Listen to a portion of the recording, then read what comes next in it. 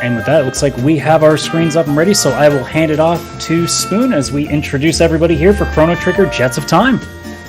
Hi, how's everybody doing today? My name is Spoon, or Spoon101. We'll be doing commentary for the Chrono Trigger Jets of Time run. I have three of our very, very good runners here. I've got one Prefits, Akuhaish, and Lord Batsy.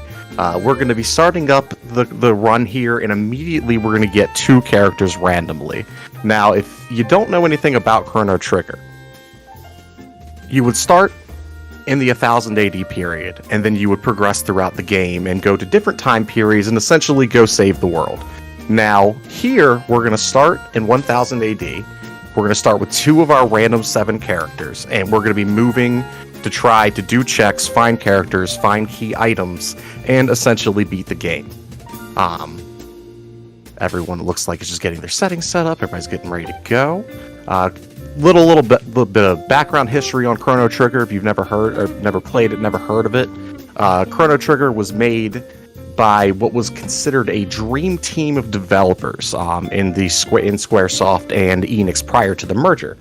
Made in 1995 with the teams behind Dragon Quest and Final Fantasy coming together to put this together with Akira Toriyama himself doing a lot of the actual artwork behind the characters, the bosses, and things of that nature. So this game was kind of a dream project, and it's a really, really fun, cool, niche RPG from the time period. So if you've never seen it, I hope you enjoy it. The music is absolutely amazing as well.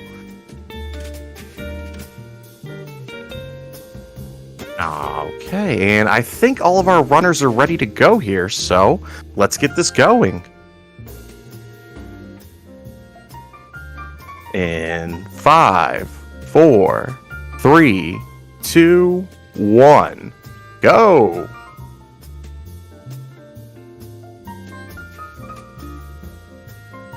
And all of our runners are going to be starting with the wait ATB selection here, which means that when they're in a menu, time does not actually move for either their allies or enemies, which is very, very, very advantageous to doing things in combat as far as menuing, anything really that you can take time and not have your enemies getting extra turns. So it looks like our runners are starting with Isla and Frog. Isla is known as one of the probably strongest physical characters in the game. Frog is a pretty good healer, has decent magic and physical. Think of i.e. a red mage aspect from the Final Fantasy series.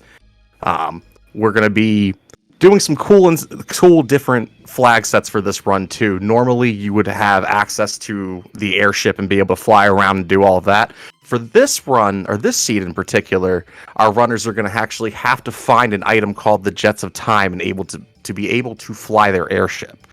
So it's an extra little bit of fun that we've added for this particular one too. Let's see here. We're all doing a little bit of shopping here at Melchior. Not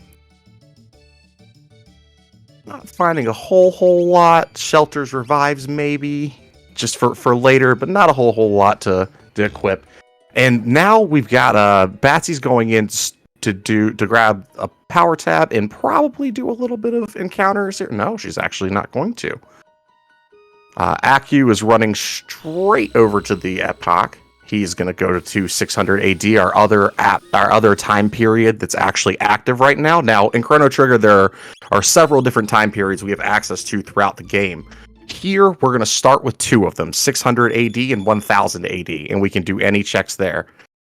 Aku is actually going for a very somewhat risky leveling strategy right here. We all start at low level, and there are a couple of ways that the runners will decide to go and get their experience to get into their first fight. Aku is taking one that you can really only take with Ayla in your party. He's also going to get an automatic crit on that second auto attack. Now, funny little thing, a fresh copy of Chrono Trigger, the second normal fight command that you use in your first battle will always be a critical. The fourth normally will as well. Wow, the third was too, so we're getting pretty lucky over here.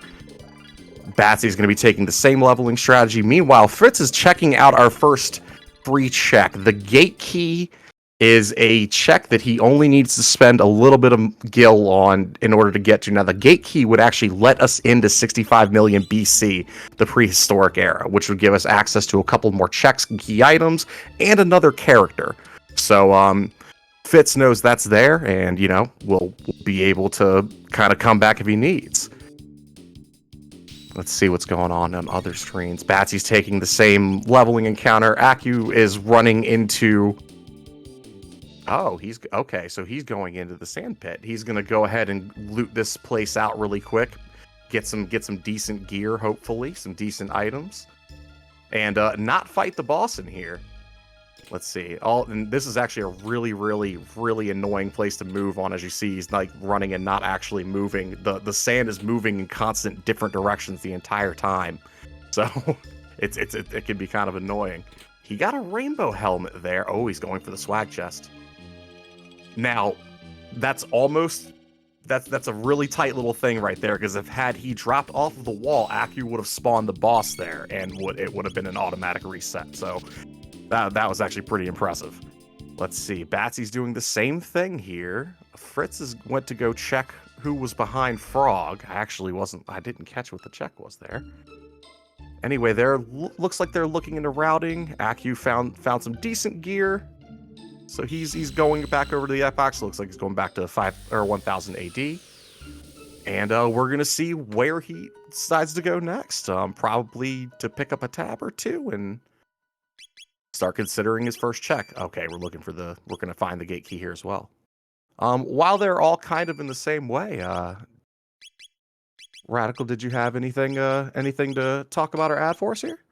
Yeah, like I said earlier, we have a donation incentive left to go here for Jets of Time. We have still at this point $15 worth of our $200 goal to have our runners go to the Northern Ruins. So if you want to see more of Chrono Trigger here, keep on getting those donations in, and we will get that done.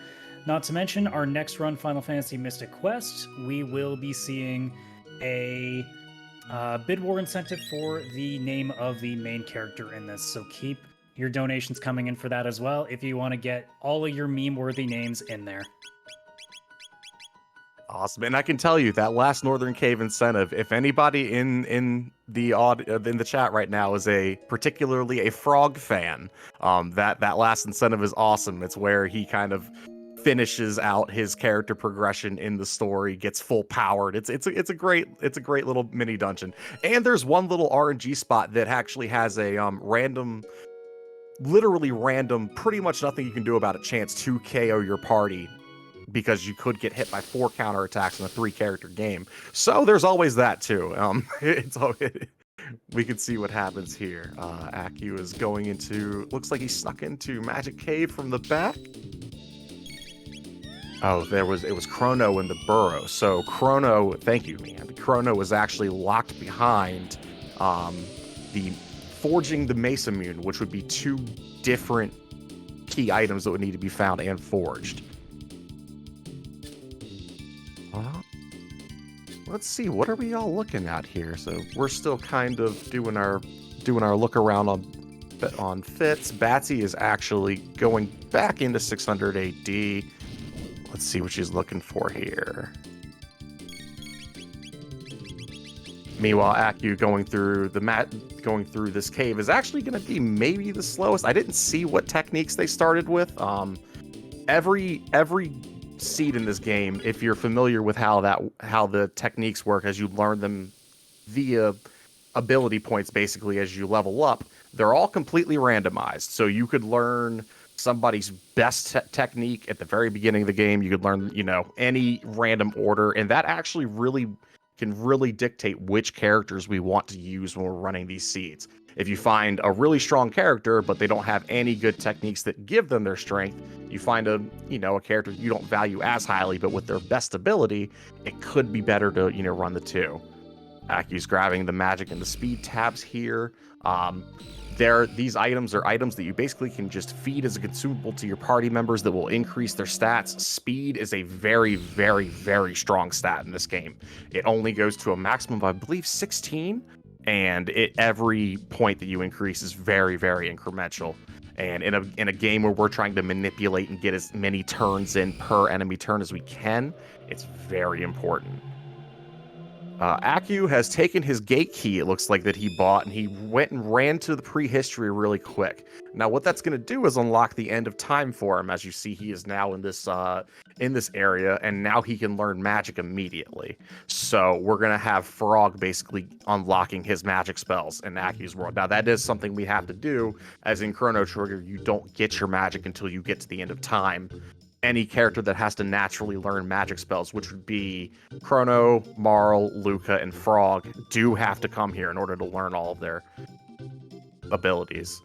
So he's going to run around 3 times. Oh, and Batsy has gone to the cathedral, and Magus is the character here. So Magus can be a pretty strong character here. He's going to have really, really good magic. We'll see what... Oh, actually, Magus won't start with techniques yet. That's one of the things that balances him, is he actually has to learn them, and he won't start with any nearly as quickly as the other characters. But he's essentially the Omni-Mage of the game. So if we... Depending upon what he learns quickly, he could be a very good character for us. This actually isn't a bad party, all things considered. So and speaking of good to bad parties, things that we consider when we're putting together our team in every seed.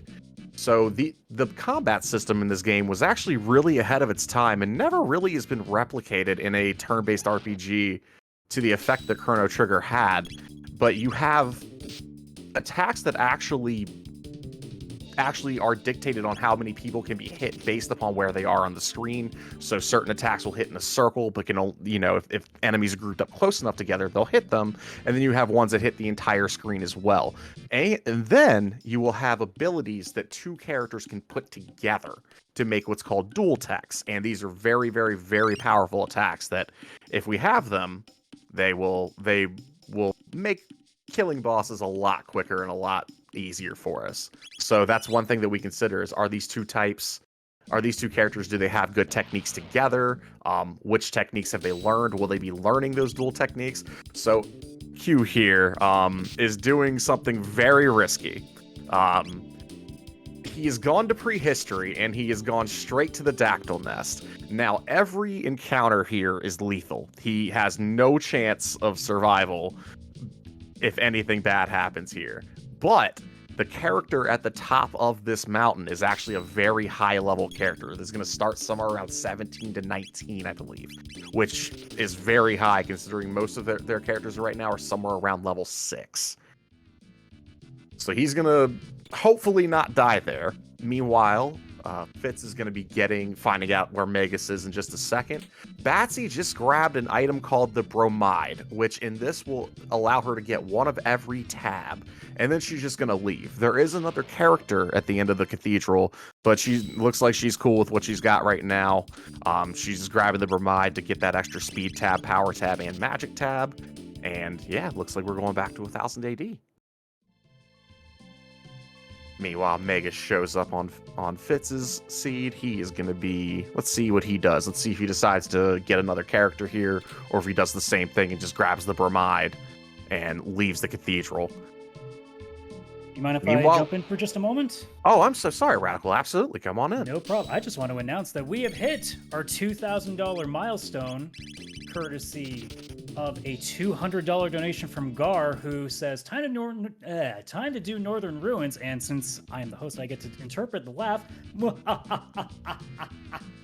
We have hit the $200 incentive. Northern Ruins is now unlocked, and additionally, that means we hit our milestone, and the $2,000 milestone being that Game Boy F9, who is apparently very bad at Zelda games, now has to play the Link to the Past randomizer on a future stream. So that means our next, and my personal favorite, milestone at $2,500 is that one of our staff members, Psychonaut, infamous for never wanting to do commentary for our Final Fantasy IV randomizer runs, if we hit that milestone, he's gonna have to do it. So keep those donations coming.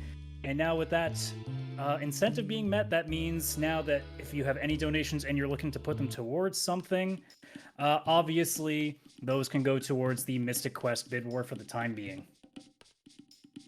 Hey, that's awesome. That's awesome. That congratulations, guys. That's all you. That's all you, chat. The generosity is amazing.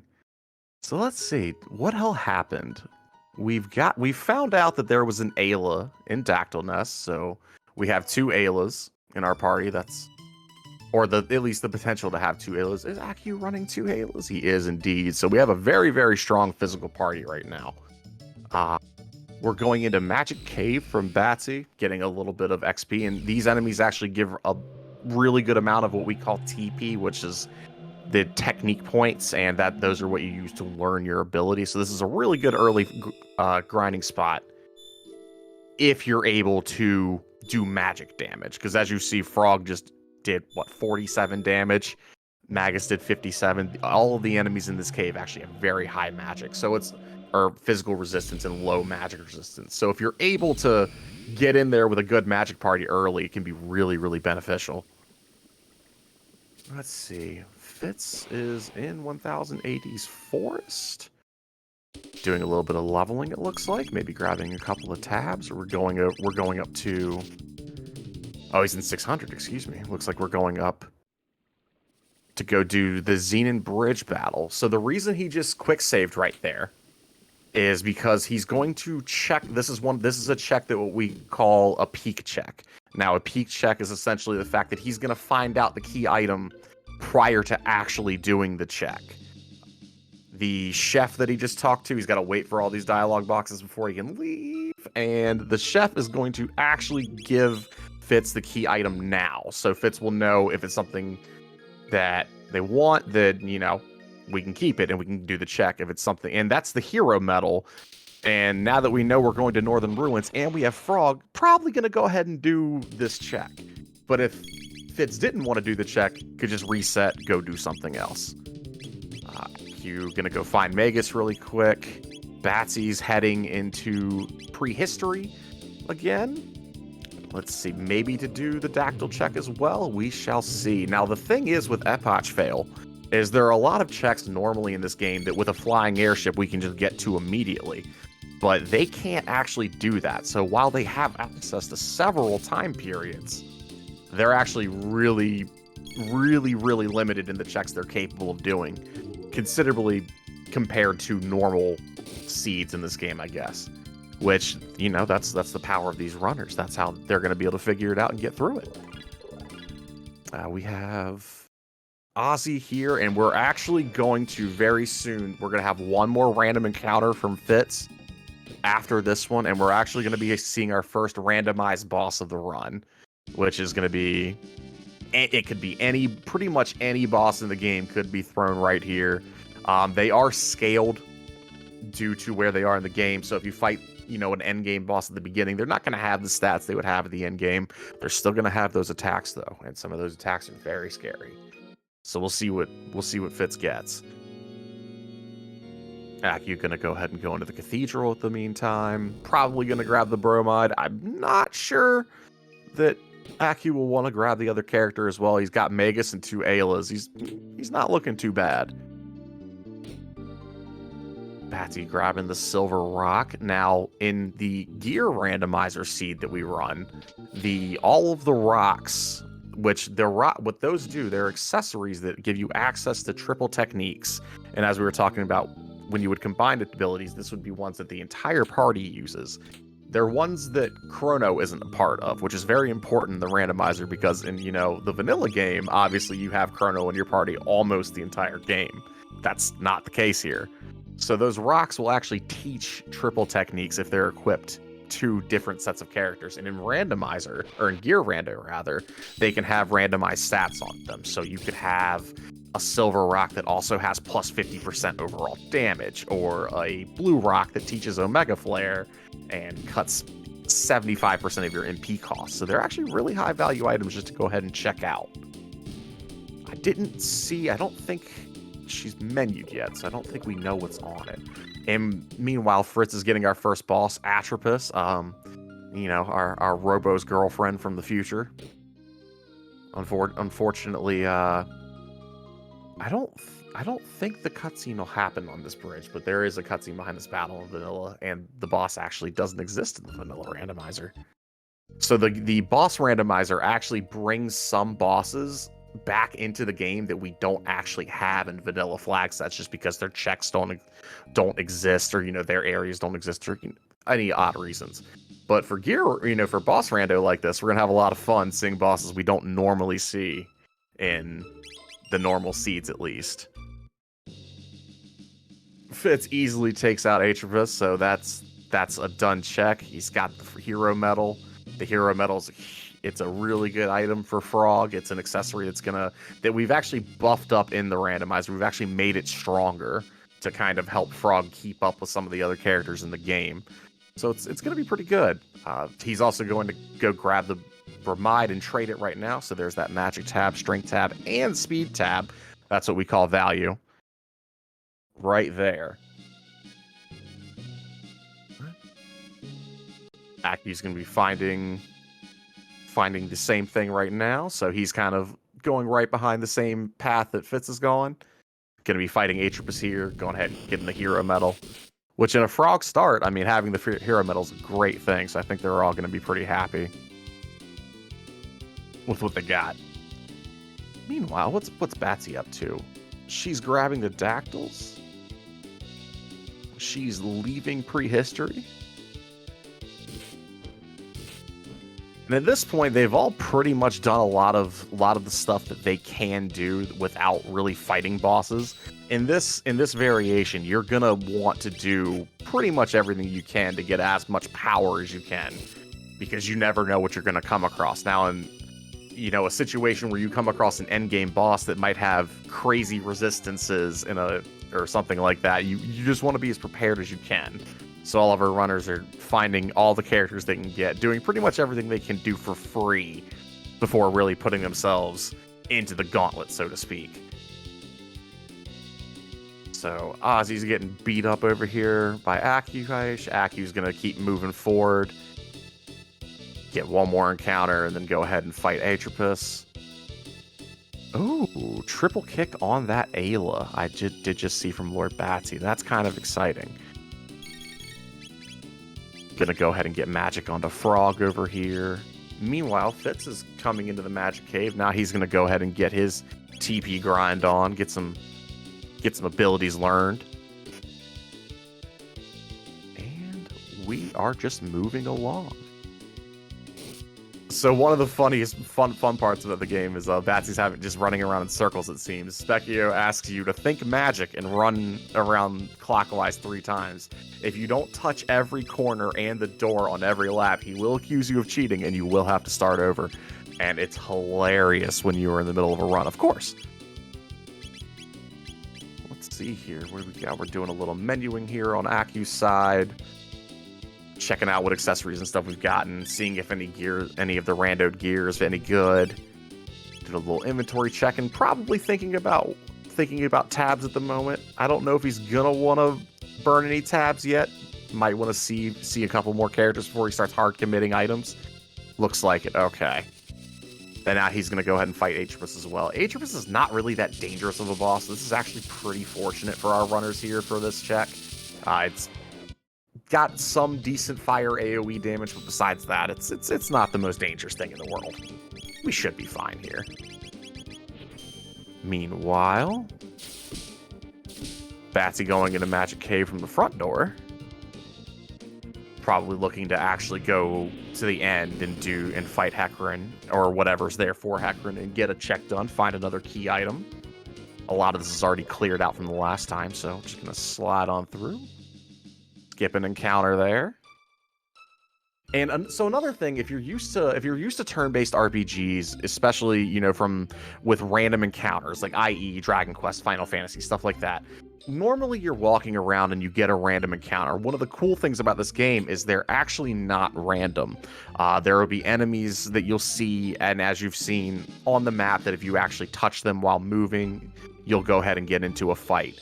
And then there are a lot of them that are actually triggered on specific tiles of the floor. So a lot of times in certain dungeons, you'll be seeing runners do some very specific movement because there are a lot of encounters that are skippable due to this. If your movement is tight and you know exactly which frame or which tile stepping on it steps in the counter, sometimes you can get around that. And our runners are all very, very, very good at that. Let's see, we are finding Chrono behind the Mesamune here on Aku's screen. Gonna go ahead and check out what key item we've got here. Let's see, so what is behind the Mesamune? The Dreamstone. Okay. So now that we have the Dreamstone, let's go ahead and start talking about how we win this game. So our runners, what they're doing is they're collecting characters, they're collecting key items by fighting bosses. The end game goal is obviously to beat Lavos, to beat the final boss of the game. And there are actually 3 ways that our runners can complete the game, and they're all through different paths and different items. The first path, our runners are probably going to try to avoid this one if they can, is going through Magus's castle. Now, what that entails is finding both pieces of the Mesamune and the character Frog, which they already have, and then reforging the Mesamune. If they do that, they'll be able to go to Magus's castle, fight their way through there, and then they'll have access to the Ocean Palace, which is the final dungeon of the game in this scenario. You do the Ocean Palace, and then you fight Lavos. Our second path goes through the prehistoric era with the Dreamstone that was just found. The gate key, which we know where that is, that was actually in a shop. We can buy that one. And then you need the ruby knife as well. With those 3, you can go through the Tyranno lair in the prehistoric era, and that'll give you access to Ocean Palace, which once again we can take to fight Lavos. Our third and more varied option of the bunch is if we find the pendant, that allows us to go to the future. If we go to the future, if we find the Chrono trigger and we find Chrono's clone, the clone doll, we can scale Death Peak, and then we can go through the Black Omen, which is the original final dungeon of the game in vanilla, and we can defeat Queen Zeal there. And in these flag sets and most flag sets that you'll see us run, Queen Zeal is actually the final boss. We won't fight Lavos in those seeds. Meanwhile, while I've been talking about that, Aku has gone ahead and gone back into the sand area. He's fighting the Mega Mutant here, which is a boss from the Black Omen in the original game. So this is one of the final, I guess, 5 or 6 bosses in the game that you're supposed to fight in the original game. Let's see how he handles it. And also, Batsy is fighting Flea from Magus's castle, so another endgame dungeon enemy in the Magic Cave. Flea's probably the less dangerous of the 2, but if you see Flea use an ability called the Look, just know that the runner is definitely a little worried, as it's an AoE damage attack that does a lot of damage. Meanwhile, Mega Mutant is catching pretty good damage from Drop Kick, which is one of the, in my opinion, the best dual techs in the game. Between Ayla and Frog, does a ton of damage, and it looks like we're making our way through there. Let's see what Fitz is up to. Back in prehistory, going through a random encounter really quick. Maybe looking to scale the Dactyl Nest and see what check is up there. That's probably what he's gonna do. We shall see, though. Gone ahead and finished that boss off from Aku. He's going to get to leave. Collect the rest of the treasure. And, ooh, a Sunshades. Increases a character's maximum damage by 25%. That is a pretty good find in that chest right there. Going to go ahead and finish this quest line. And what we're gonna have to do is we're going to go back to 1000 AD. And then we'll be able to collect the reward for it, which will be another tech. Also, Batsy about to get her key item for finishing the cave. What do we got? We got the Jets of Time. Batsy is airborne. That's really cool here. She can now fly. So gonna go over to the airship. Go ahead and pick it up. Oh no, that's right. This is the old Epic fail. We're gonna go to the inn. We're gonna go find Dalton, who is just, I guess, having a drink, hanging out, not very happy. We're going to give him the Jets of Time, and now we got wings on the airship. So Batsy just opened up a lot of the map. She's able to fly pretty much to everywhere, check a lot more stuff. We're going to go to our only true free check of the game, actually. The Carpenter's Tools, which you just have to go grab from right here. Just talk to the carpenter, and then talk to the wife. The wife will give us a key item. It is the only check in the game that does not require anything. No guild, no boss, no particular character in the party. And we got the Thomas Pop, which opens up another dungeon. We will see if he goes ahead and she goes ahead and plants it here. Let's see. Yes, she's going to. Gonna go ahead and grab that speed tab behind it. Pop that, and the new dungeon is empty. Or open, excuse me. Meanwhile, we've got Aku coming into the Mystic Mountains. Now, this is actually a really fun dungeon in the randomizer and speedrunning in general.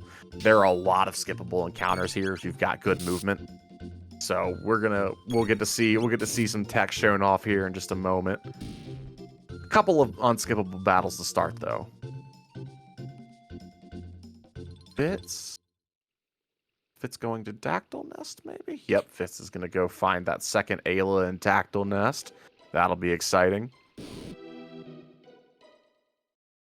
So this will be an encounter that Aku has to take as well. This one is not skippable. But then after this one, we're going to have a lot of skippable fights.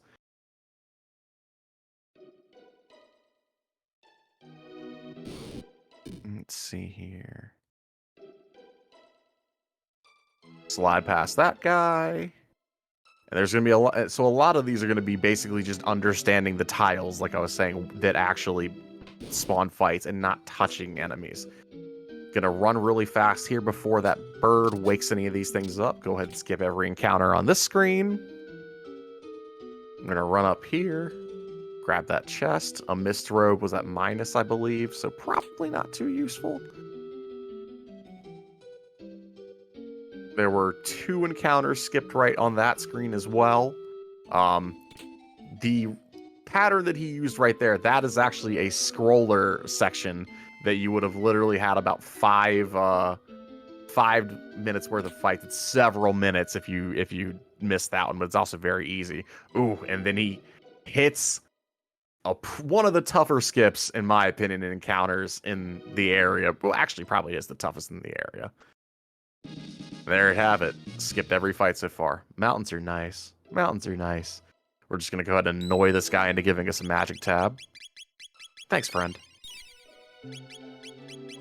And then we're coming up on another boss for Aku here. Fitz is finding the Chrono Ayla sprite. And Batsy's going to be going ahead and doing the bridge. So she'll be getting access to the hero medal and what should be a pretty quick and easy boss fight at this point. I'd like to see what that Blue Rock Plus had on it. We will get to find that out at some point. Skipping that fight by waiting until the bird is at the very back and not close enough to come slash us and knock us off the ladder, which it would have done if it was closer to the ladder. And Aku hits every skip in the Mystic Mountains. That was really good. That was a really good dungeon for Aku right there. Really, really good. And we're gonna see what boss is here. So for this is a two-part boss. The first one, this is vanilla. What would be here? You would be fighting the twins, Mesa and Mune. We'll see what happens after this fight when we go into the randomized bosses. And it looks like until we see that boss, ooh, that was a big hit. So it should only take one more shot. Let's see. Did you have anything you wanted to throw in for us for a minute, Radical, while we're checking out stuff that we've kind of already seen? I certainly can. I missed this earlier because I was so excited about hitting 2,000. Thank you so much for that. But we did have an anonymous gifter giving 5 gift subs into the chat as well, so thank you for that. Those proceeds will go to Nami as well. Additionally, we have a new incentive that has now been unlocked for a future run. Obviously, as I said earlier, we have a bid war for the names for Final Fantasy Mystic Quest, but we now have also a name bid war for the final run of the night, Soul Blazer, the top 3 choices that we get will be the names selected. So if you want to get your meme names in there, that is the perfect place to do as well. Awesome. So let's see here. We've got Nizbel that Aku just came across. So this is a boss that he's really happy he has Tailspin, because Ayla's Tailspin attack basically ignores defenses. And this boss has very high physical defense. As you can see, that attack just did 6 whole damage. So he's gonna be spamming / basically abusing Tailspin just to keep up as much damage as possible. And as you see, every time Nizbel II gets hit, it says that Nizbel's defense is going up. Tailspin doesn't care about that. So it's actually a pretty decent setup for this boss. Not too bad. Fitz, meanwhile, has gone into a dungeon. I don't think anybody had gone into the Reptite Cave yet. I don't think so. He actually, if you noticed, he was kind of walking around in circles and re-entering the same room 2 or 3 times in a row. What that was doing is those little tunnel-y guys, he was hoping one of them would tunnel in a very specific spot. You can get really cool loot there. Didn't happen, so he moved on. Runners will sometimes take about 30 seconds to sometimes up to a minute of just kind of reloading that room just to see if they can get a different spot to drop into, because there's actually endgame gear in those chests. It's randomized, but the good stuff is in there. Yes, that's actually a very good point. This boss also, if you have a lightning user, i.e. if you have Robo Shock ability, if you have some of Chrono's attacks, Magus's lightning too, lightning magic against the Reptites, for some reason, lightning just ruins and lowers their defenses. That's just kind of a recurring theme with these enemies. Lightning they don't deal very well with it.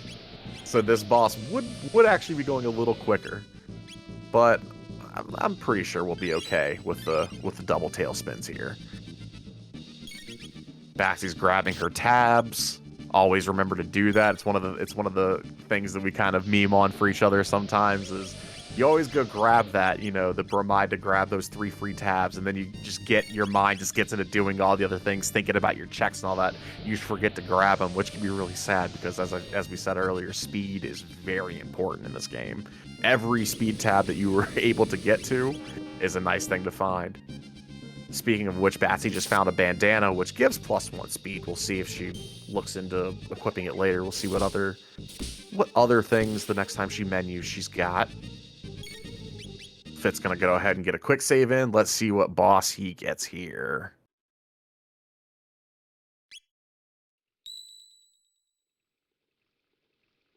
For this boss specifically, I've heard the John Cena theme used, and it's actually rather hilarious in my opinion. Now, is this Zombor, or is this... It is Zombor. Okay, so the boss that should have been on that bridge. This is a very early game boss. They've got pretty good damage. I think they'll be okay here.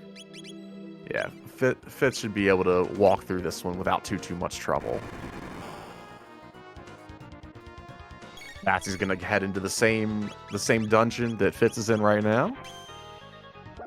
Yeah, it honestly looks like because of the slowness, he might just be saying it's not worth it.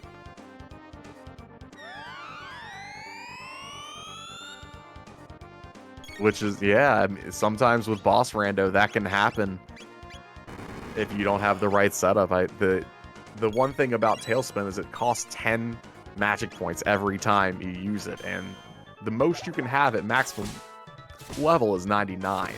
So it's a costly move, especially in earlier phases of the game when your levels aren't too low. As you can see, most of our runners have a maximum of 34.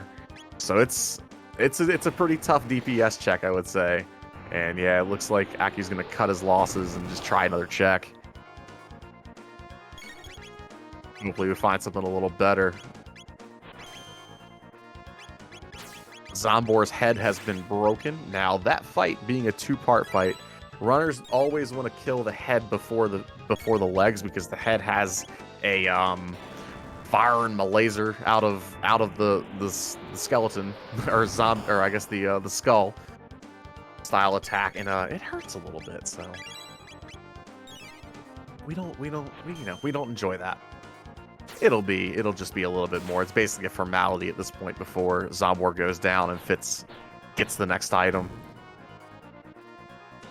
Batsy moving her way through that dungeon as well. Oh, is Aki gonna head there too? So all of our runners, at least for just a bit, are gonna be in the same dungeon.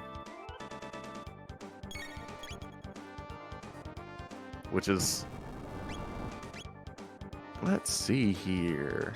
Yeah, we're gonna do the same. Go ahead and go back in and out a couple of times. See if one of those digs a little to the southeast, right around where he's running, is where he wants that guy to dig right now. Doesn't happen. Gonna go ahead and reload again. Like I said, this looks like a waste of time, but if that right spot happens, they have a chance at at rainbow katanas, at, you know, best weapons of the game, best armor of the game, prism specs. They have anything could be in there, so it can be worth it.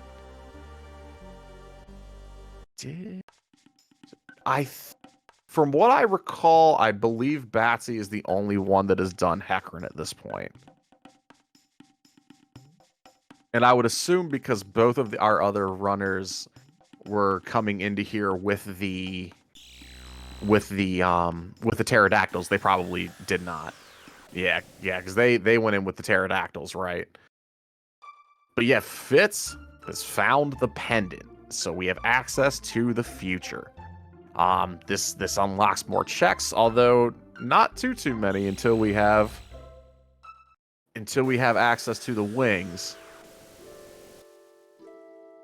because the future spot is actually all separated, so you can get through. You would have to go through several optional dungeons, and it'd be a pretty slow trek going through the future to get that character and those other checks without the wings. So Batsy is at a large advantage, and they're all about to get the pendant. So yeah, she will be a very big advantage going to the future soon.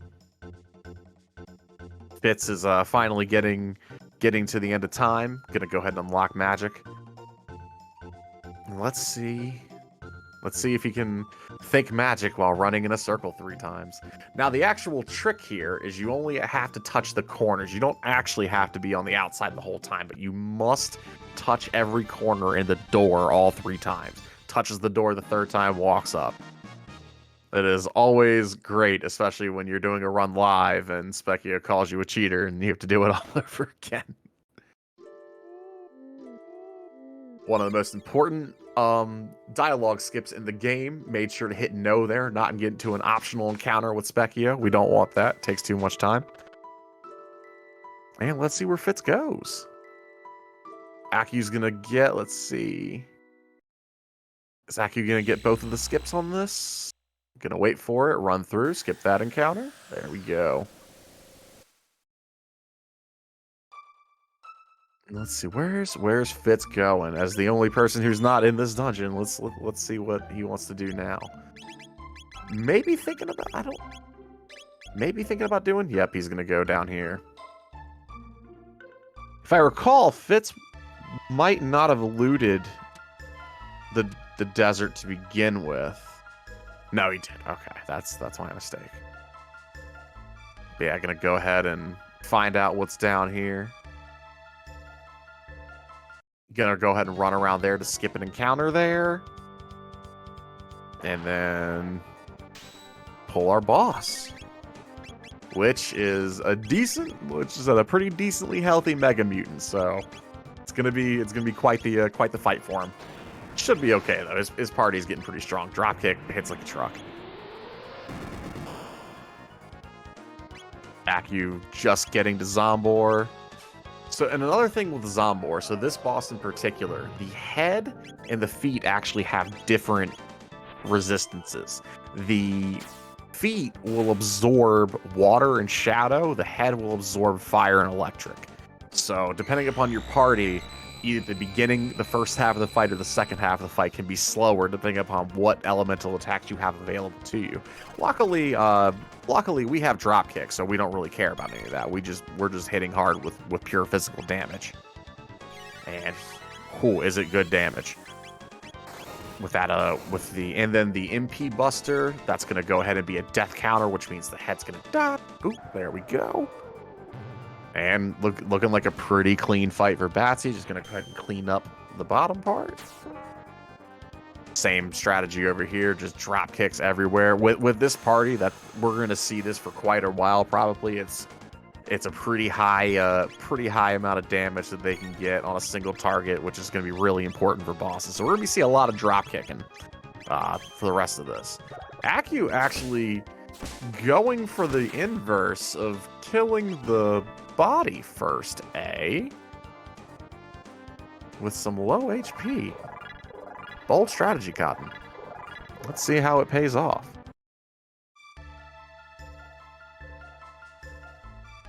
Meanwhile, like I said, just a formality basically on the bottom side. Ooh, that might hurt a little bit, but we're okay. Easy Mega Mutant for Fitz. Fitz is gonna go ahead and get the tab right there, grab that last chest, find an amulet, which is essentially, if you're familiar with the Final Fantasy series, it's basically a ribbon. It's gonna make you immune to all status effects. Very nice item, especially for later fights, especially the Lavos fights can be very nice. And indeed, that strat did pay off. Aku made up a pretty good amount of time there by going for the risky strat of killing the legs first. See here, we're gonna go ahead and come back and keep on walking. We still don't have wings, unfortunately, on Aku's side. Yeah, this really does give Batsy quite the advantage here, because in every time period she's able to maneuver with the airship and get to exactly where she wants to go. Meanwhile, a lot more walking has to happen. Oh, Aku, you better do it.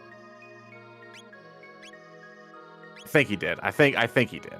I wasn't looking, but I'm pretty sure there's a joke in the community.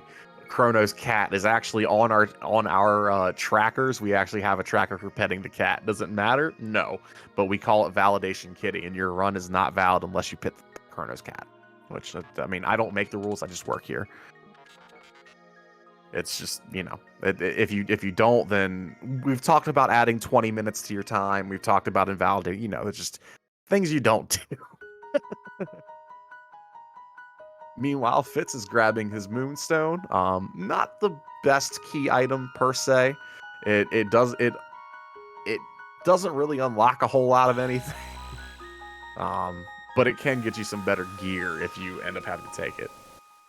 Meanwhile, Aki is going to go ahead and unlock the future now. He's going into the Chrono trial, or Frog's trial, which I don't know why they're trying Frog 400 years later when he, saved their kingdom.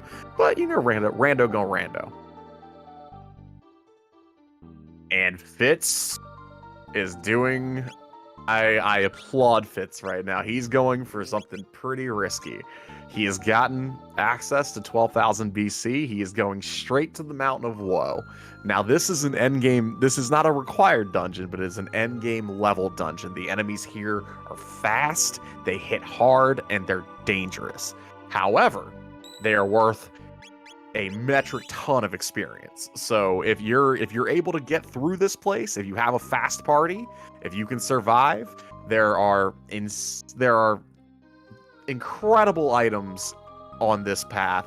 You can get all of the, any end game item here, maxed out weapons, best armors in the game, accessories. You can find anything once again here, and the experience that you will gain is basically going to be enough to skip any grinding that would need to be done later in the seed to get to equivalent levels.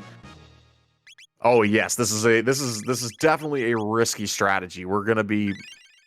Everything here is really fast. I would say you need at least 13 speed to comfortably walk through this dungeon. I like going 14, but I'm not as good as any of these runners, so maybe I just need a little bit. Meanwhile, Aku is doing his best Solid Snake impression, sneaking up behind the guards, go ahead and knock them out without having to fight them, and is going to save Fritz, maybe, or is he just getting the chest and gonna leave Fritz there? Oh, come on, what a jerk. He's leaving. No, save him. There you go, Aku. So this guy Fritz here, he was in the story of Chrono Trigger. He was wrongfully accused of something and was literally for I think wrongly being accused of selling the wrong thing or something was gonna be beheaded there. I don't really get what's going on here, but if you know anything about who's running this kingdom right now, it might make sense. The reason we would do that in the randomizer is because if we have Chrono in our party, we can go get 10 mid-ethers from Fritz in his shop right next to the Millennial Fair Chrono's house later. So it's a nice little buffer for MP, and we've got pretty MP intensive parties right now, so not the worst idea in the world. Meanwhile, Batsy is about to find out that Nisbel 2 is sitting here. We will see how she chooses to handle this boss. And here we go. Fitz is going for it. Looks like he's going to be going the quick route, not getting every chest and doing every fight, which is understandable. But we'll still get into some pretty intensive fights. These enemies are very fast. They have continuous tech that's going to take you down to exactly 1 HP. And then they can throw a little energy ball at you and do a bunch of damage. Oh, okay. So Fitz is just gonna run away from encounters here. Okay. There's a couple of schools of thought for going to this dungeon early, like Fitz is. If you have a character like Luca or Marl or even Magus with techniques that hit the entire screen, like full AoEs that do 500 or more damage, you can fight your way through here, and the experience is very good. You will come out of here, if you came in at a low level, you will come out at a level where you're basically confident in being able to do every check in the game. So we'll see, like these enemies in particular, the Bantam Imps that were just being held up by the birds, give incredible amounts of experience. It's pretty worth. It's a long check. It's most likely going to be the longest check that any of the runners are going to do, and we're getting elixir and hyper ether drops randomly. So every time they fight them, they're also getting really good loot. So this going we basically just call it early woe, and it can definitely swing your time if you're able to get through here with a pretty good time, because not only is the experience really good, you got a chance at hitting, some of the best weapons and armor in the game. So it can pay off. It's risky, but it can have some extremely good payoff. We have found Rust Tyranno here in the trial, and that's probably a very, very lucky place to find the upgraded dragon tank, as that boss is basically a countdown boss where you're just going to be trying to it's basically a DPS race before it hits you with a really, really heavy AoE, and in a spot in the early game is going to have very, very, very reduced HP values, so we can easily basically just roll right through it and get on out of here. Go ahead, Accuse screen right here. You ready for the best facial expression in the entire game? Ready for it? Oh, what? that's Sprite in that animation. Something else. Let's see. Are we? Okay, so it's time now. Batsy is able to get through. And we're going to actually see what was at the top of the Mystic Mountains here.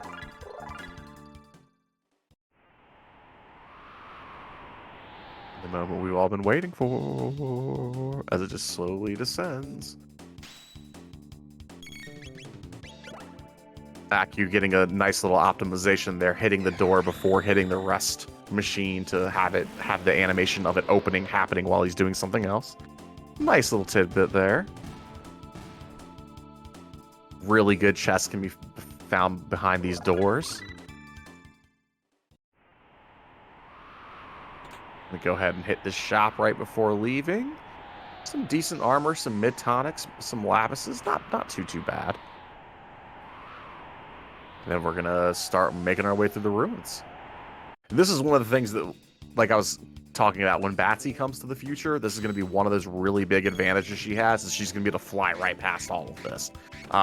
She won't have to do any of these optional, basically, I mean, not optional dungeons, but not required dungeons that don't actually get you anywhere. There's no check here. There's no anything here. It's just literally having to go past it because you don't have the epoch, which is an interesting thing, because the epoch fail is just kind of another challenging flag that we can put in.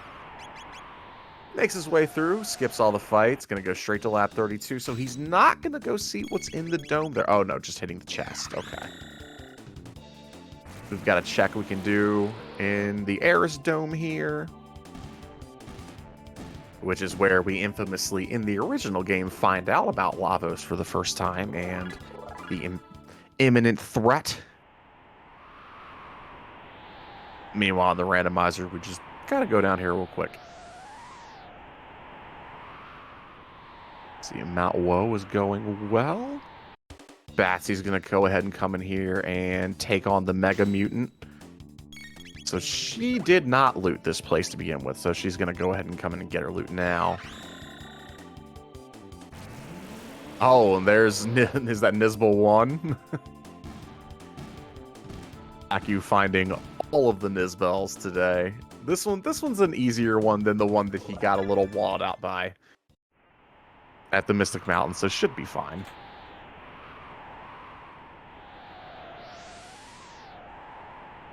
Yes, that is a really, really cool thing about Epoch Fail, is that the logic completely changes around that one flag. There's so much stuff that you cannot do now, or you can do now, because of not having access. So not having access to other islands on certain time periods. Coming to the future, Batsy will have access to, I think, 2 checks in the future specifically. Let's see. You'd have 2 in 600 AD. Yeah, I think, 5. Yeah, 5 does sound absolutely right. And we shall see how he handles the first Nizbel, getting revenge on the second one from a different check. Batsy steamrolls through Mega Mutant. Easy fight. Gonna go ahead and find. I believe the Moonstone was here, so won't be the most excited about finishing it. Fitz is going ahead and doing a menu. It's been a while. They've gotten some pretty good equipment since then. Gonna go ahead and see what we've gotten. Magus has a +2 Dark Side. Man, he's gonna be strong. Already in the 20s. And see, this is the benefit of him going to Mount Woe early, he's not going to get as many levels, but he's going to get a decent amount of levels and just a bunch of power. So checks after this are going to be a lot easier, just because he's just going to be that much stronger. And we normally try to beat the game, or not beat the game. We normally are somewhere around level 30 or so, maybe a little higher if in a fast seed to finish the seed out. So our runners are already getting pretty decent levels. Experience is not going to be a problem, I wouldn't think. Aku's still making his way. These double tailspins are basically going to be the best way that he can output damage onto this boss. And there it is. Nizbal 1 defeated. Let's see what's in the... Well, we still have a few minutes, but now we're going to find out what the prize is.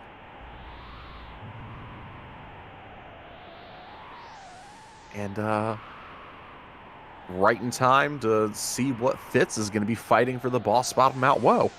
Normally, Giga Gaia would be up here. I wish Giga Gaia would still be up here. He has the best facial animations of any of the bosses. He's probably my favorite boss in the game, actually.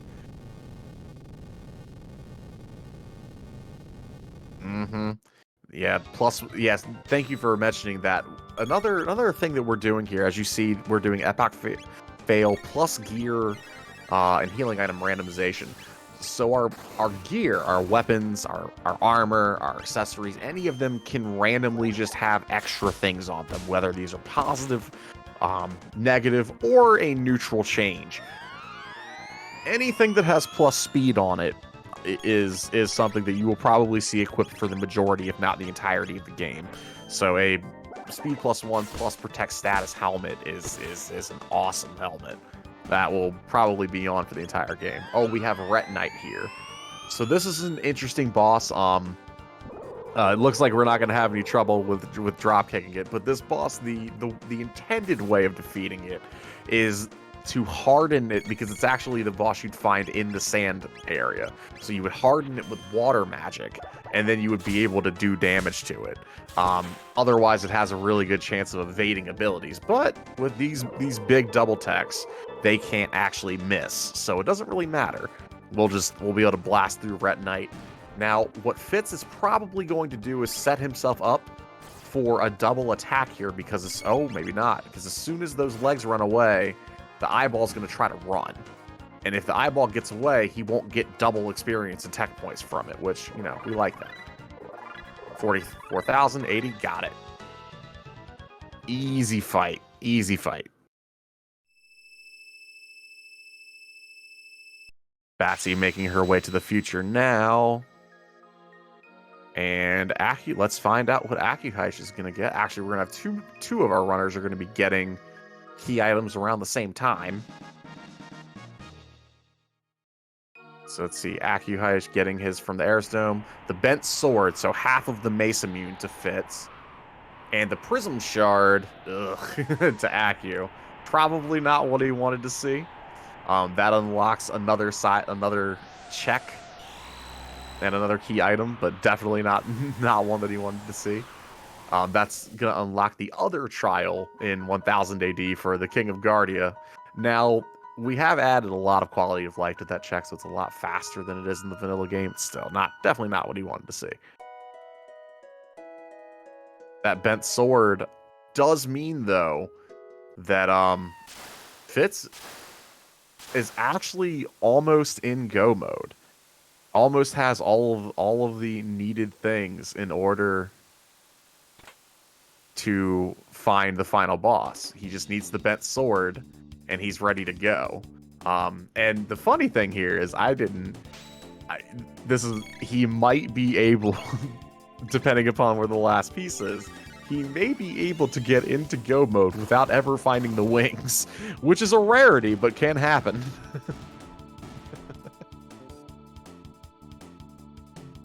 Let's see here. And Aku's just going to be heading back to the Epoch to go back to a different time period, or not to the Epoch, excuse me. He's going to be going back to the gate.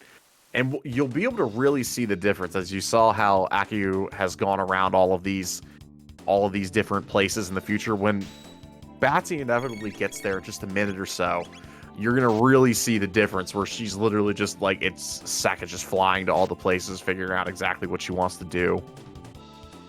She'll maybe check to see what the other character is there. We'll see what happens.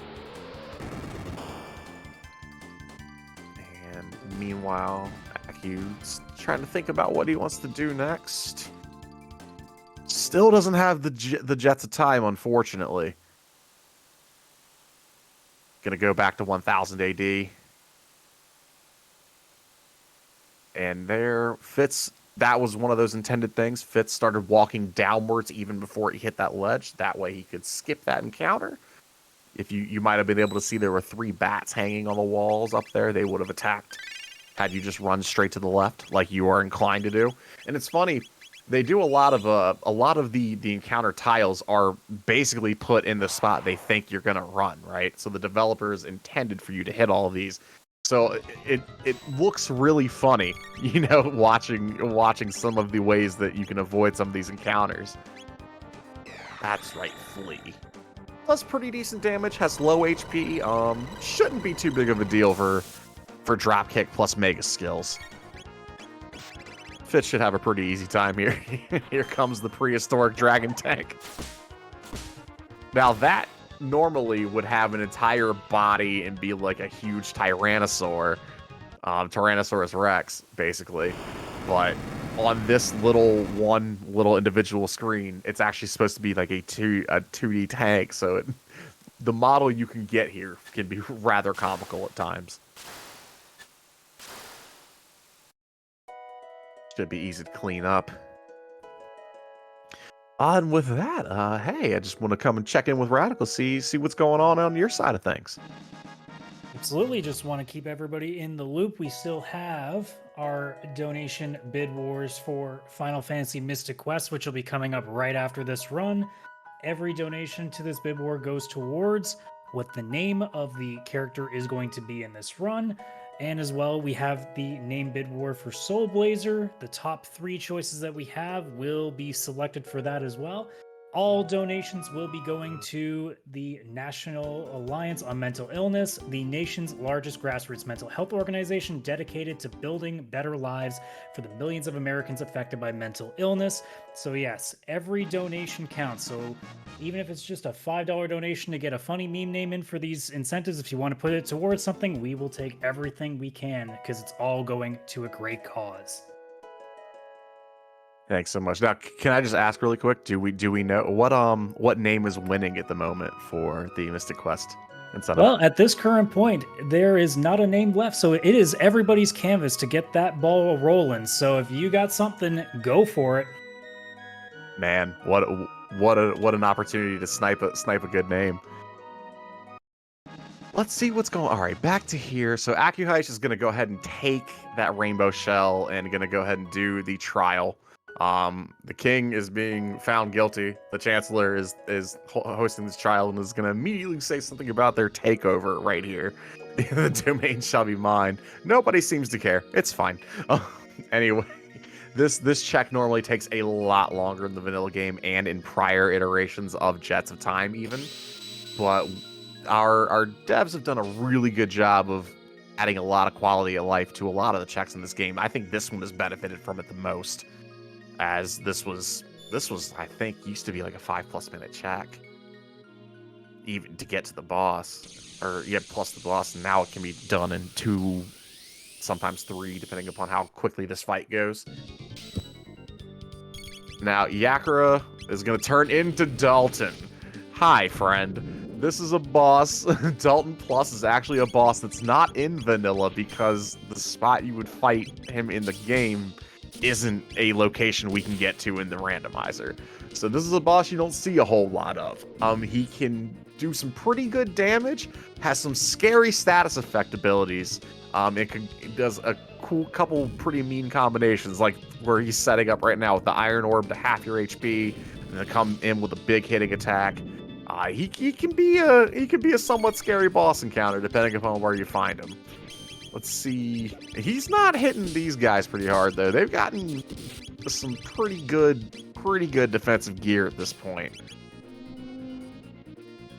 So it looks like it's it's gonna be a pretty clean fight. Some memes here as from the vanilla game as he's looking for his golem boss.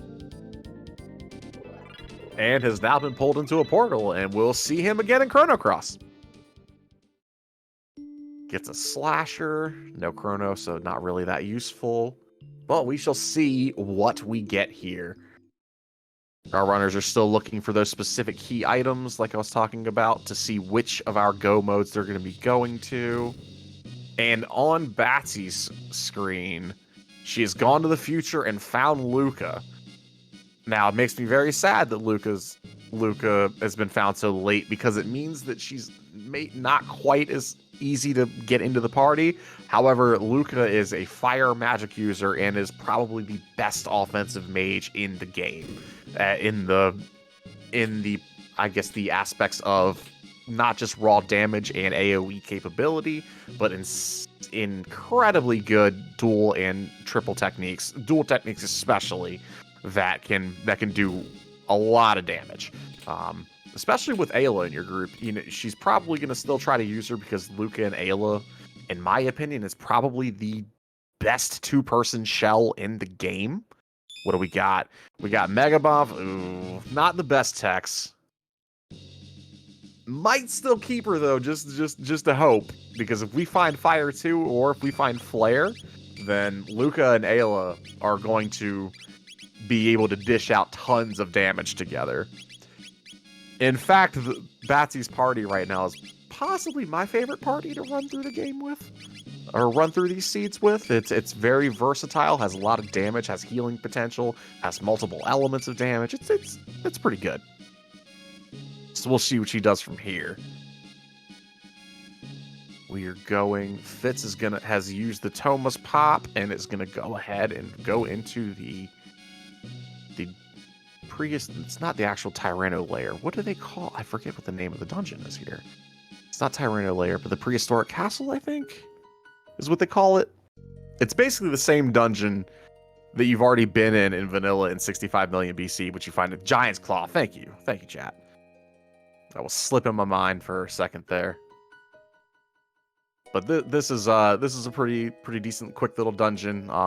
You can skip pretty much all of the encounters, get a couple of power tabs, fight a quick boss. In fact, Fitz is already coming up to the boss now on the next screen. This is where that dragon that we were talking about would be, that was on the bridge, and you'd see his whole body could take up this big, tunnel right here. And we get Sir Slash. Slash is pretty quick physical damage boss, has a resistance to ice magic, I believe, or water magic and ice magic, I believe. Can do some pretty good damage, but this party shouldn't have much of a problem with him. We'll probably 2 to 3 shot him. Let's see, where are we going? Aku has finally come back to Hecarim's cave. That'll be exciting for him. Batsy is gonna go back to the Aris Dome. So we're seeing, besides Fitz here, we're seeing the other 2 runners do things that the other have already done. So they're kind of in a flip-flop. It's kind of hard to say who exactly is actually taking the lead right now. Batsy is going to have, as I've said several times, obviously I don't want to keep beating, this point over, but she's going to have a pretty easy time moving around. So that is one advantage. Nizbel here.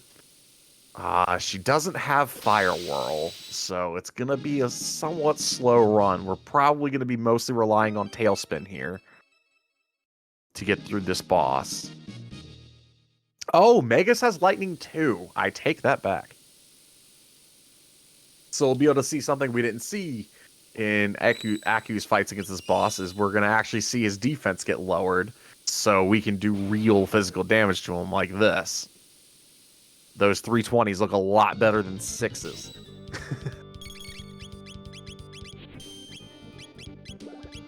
We're going to get Flea here. And Fitz is coming into the Mystic Mountains to go to Mesa and Mune's checkpoint. So we have everybody now at this point.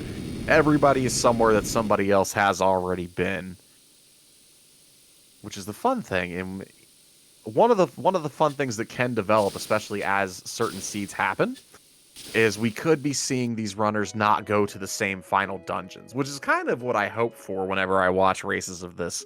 It's always nice. It's always fun to see people actually get really different routes, like take different final dungeons because of what checks they've done. But and there we go. Aku is excited. He's got the wings. And he's remembered to talk to Fritz. Go get those 10 mid-ethers. You earned them.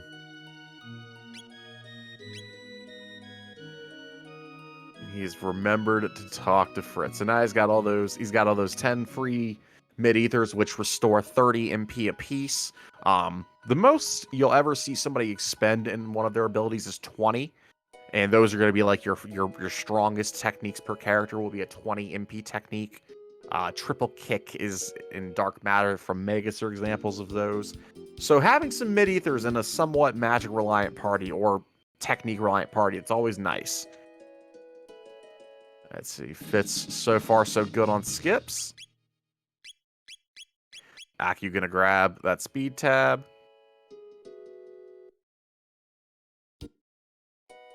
Sliding around, skipping the 2 encounters on here.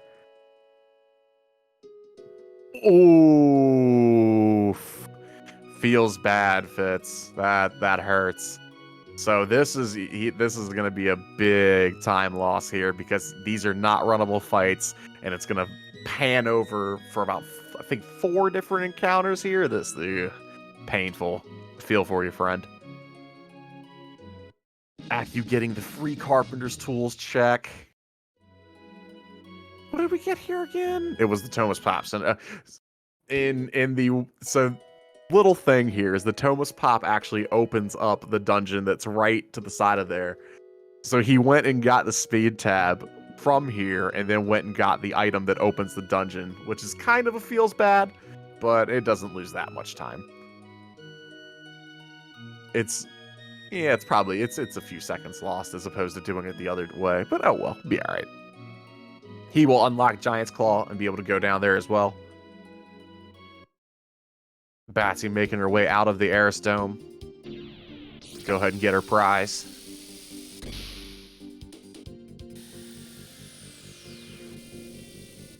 Meanwhile, Fitz is just AoEing his way through this situation. Yeah, it's minutes. It can be kind of rough. I think he's either got one more. One or two more. And Aku has gone into Ozzy's fort. Now, this dungeon is actually one of the unlocked incentives that we got. So this is all fun. This is all fun extra stuff that you guys unlocked. We're gonna get some bonus bosses. We're gonna get the Golem boss. Let's see if Aku actually tries to DPS the Golem boss down. But yeah, this is all bonus content right here. This is in the original game where you would fight Slash and Flea one more time, and then Slash, Flea, and Ozzy together. It's where Megs' his best equipment is, and it's basically the end of his story and him no longer wanting to be the Demon Lord. Ooh, and an Aeon Helm's charm from Ayla. Not bad. Not bad at all. So we'll be going through here. It'll be a total of 3 bosses with some traps and stuff. We've got Batsy is flying up to the Sun Palace to fight Yakr the 13th, where the Son of the Sun would normally be, to get the Sunstone, if you can't tell the theme of this particular small dungeon. And we'll see what we get there. Unfortunately, with all of these, I'm having a little bit of trouble remembering exactly where everybody is in go mode. I know Fitz is 1 item away. I think Batsy and Aku are 2 away. I might have missed something. I apologize. But all of our runners are starting to have an idea, at least, of what they want to do and how they're probably going to be finishing the game. Might be a Magus Castle run, which, I mean, means we get to hear the Magus theme, so good for us if it ends up being that way.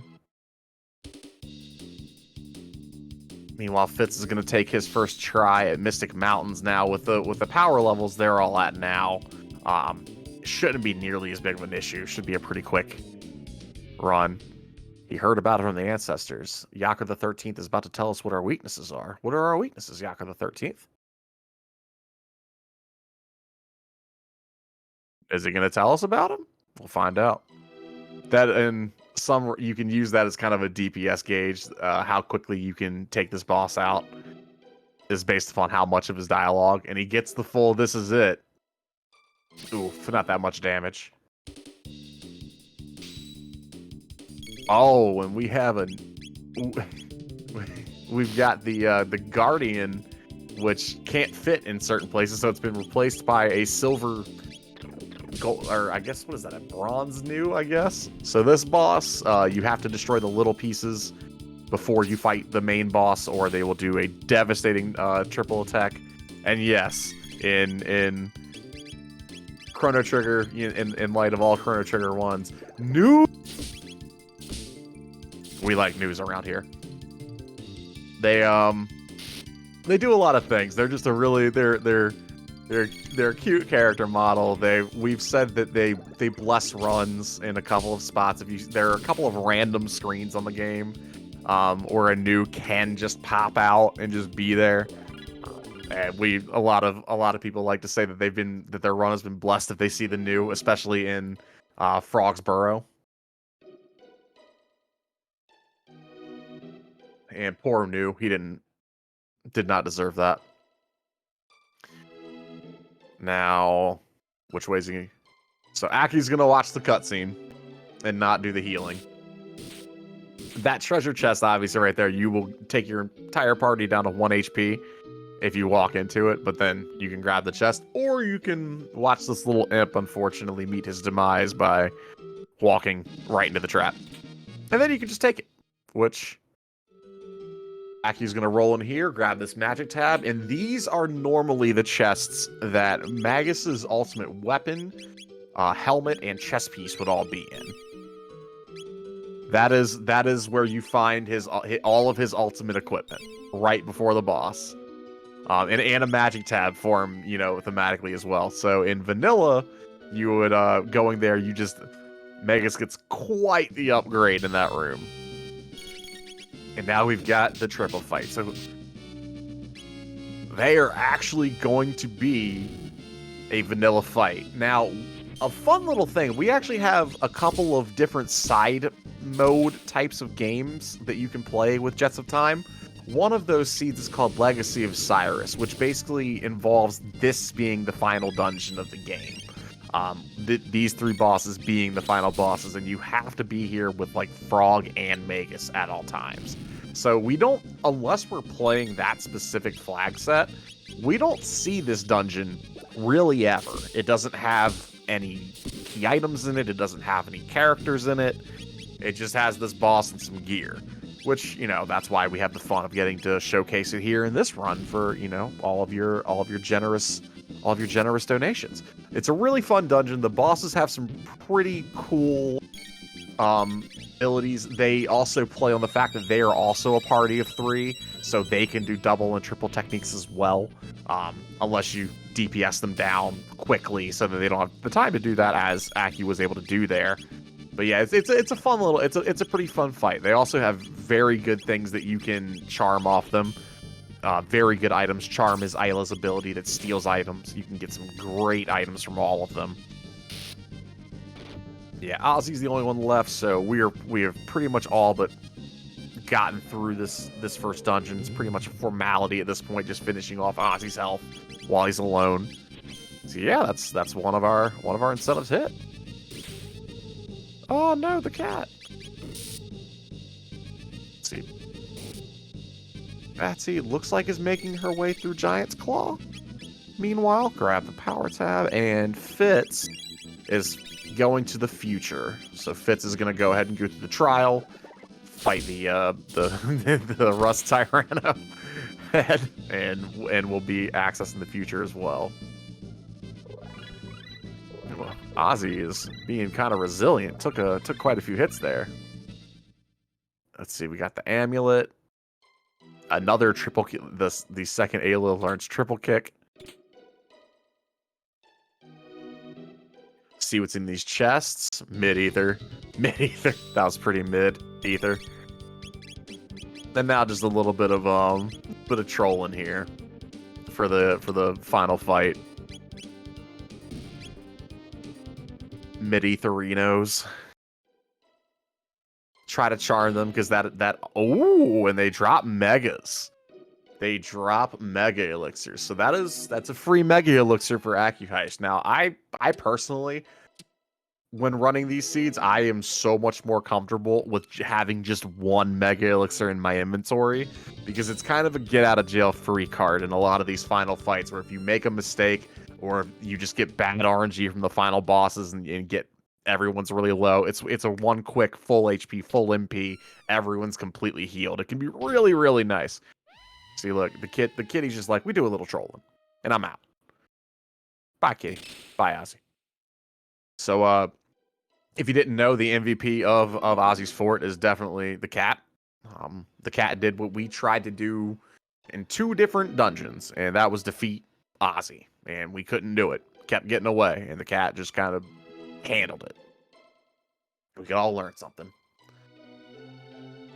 Anyway, he's going to go ahead and get on out of here. That's the first of our bonus incentives taken care of. So let's see where we're going next. Going to the inn. So it looks like he's going to be starting the other one. Might be starting Northern Cave now. We shall see, though. Meanwhile, Batsy having a quick run of the Northern Cave, actually going to take a fight with the Rubble in order to get some extra TP. And it looks like, I think I just saw that she learned Blaze Kick there. So it looks like Luca just learned Fire too. Man, Batsy's party's damage output's going to be pretty good here with all these techniques.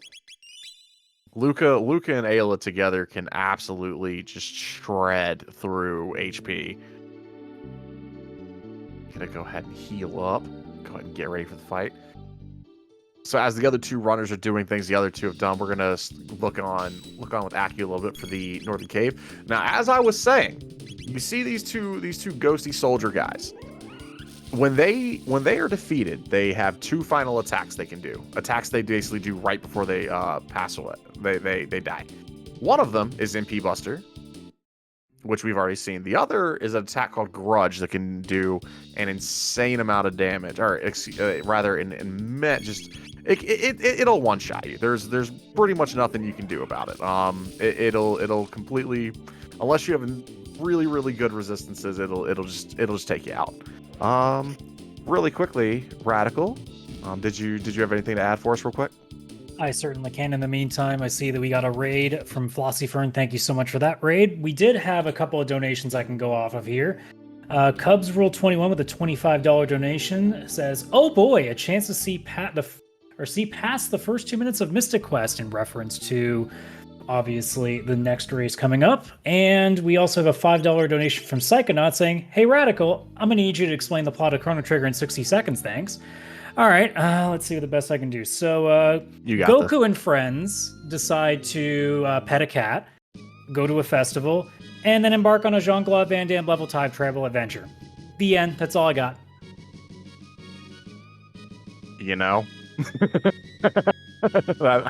I don't think you could have done a whole lot better. Thank you so much for that. So Aku is finishing up the Northern Cave, which is our other bonus dungeon here. A lot of plot and lore are happening right now. A lot of the significance of this dungeon is between two of the characters you see on the screen, between Frog and Magus, which is really hilarious that with these sprites they're actually mixed up the other way. But that was a huge power up for Frog as well. Now Frog, I believe, gains damage, magic defense, or is it speed and magic defense and damage? Plus having the hero medal and the Grand Leon, Frog is actually really strong. All right, so this is it right here. So he's gotten through both of those sentry fights of 2, and he's gotten away scot-free. Oh no, he didn't. Okay, I actually just learned a little bit of tech here that I didn't know worked like that. So since he had already set it up, I wonder if that's something from these beta seeds where he was able to actually skip the 4. Normally you get ambushed by 4 of these things here, and if all 4 of them choose to use Grudge like that one just did, then it can be a reset. Luckily, doesn't have to deal with that. We're out of here. The 2 of these dungeons are done, and we are heading to prehistory. Okay. The 4th century fight was removed. I see. That makes perfect sense. Thank you for that insight there. Aki's gonna leave the Moonstone. We're gonna go back to the future, and we're gonna see what happens here. Looks like on Batsy's screen, she is now doing the Guardia trial. So we're finding out the king is guilty and the chancellor is poised to take over. So we'll be knocking this out. Meanwhile, the Sun Palace for Fitz. So Fitz and Batsy are doing checks that we've seen the other do so far. We're getting pretty far along, and the DPS check, Fitz just crushed it. That was quick. We didn't get to hear most of the banter that you would hear from Yacker the 13th. Which, like I said, you can kind of use as a gauge of how quickly you're defeating the boss is just by how many of his dialogue lines he gets out before he inevitably goes to defeat it again and pass, and leaves the mortal coil.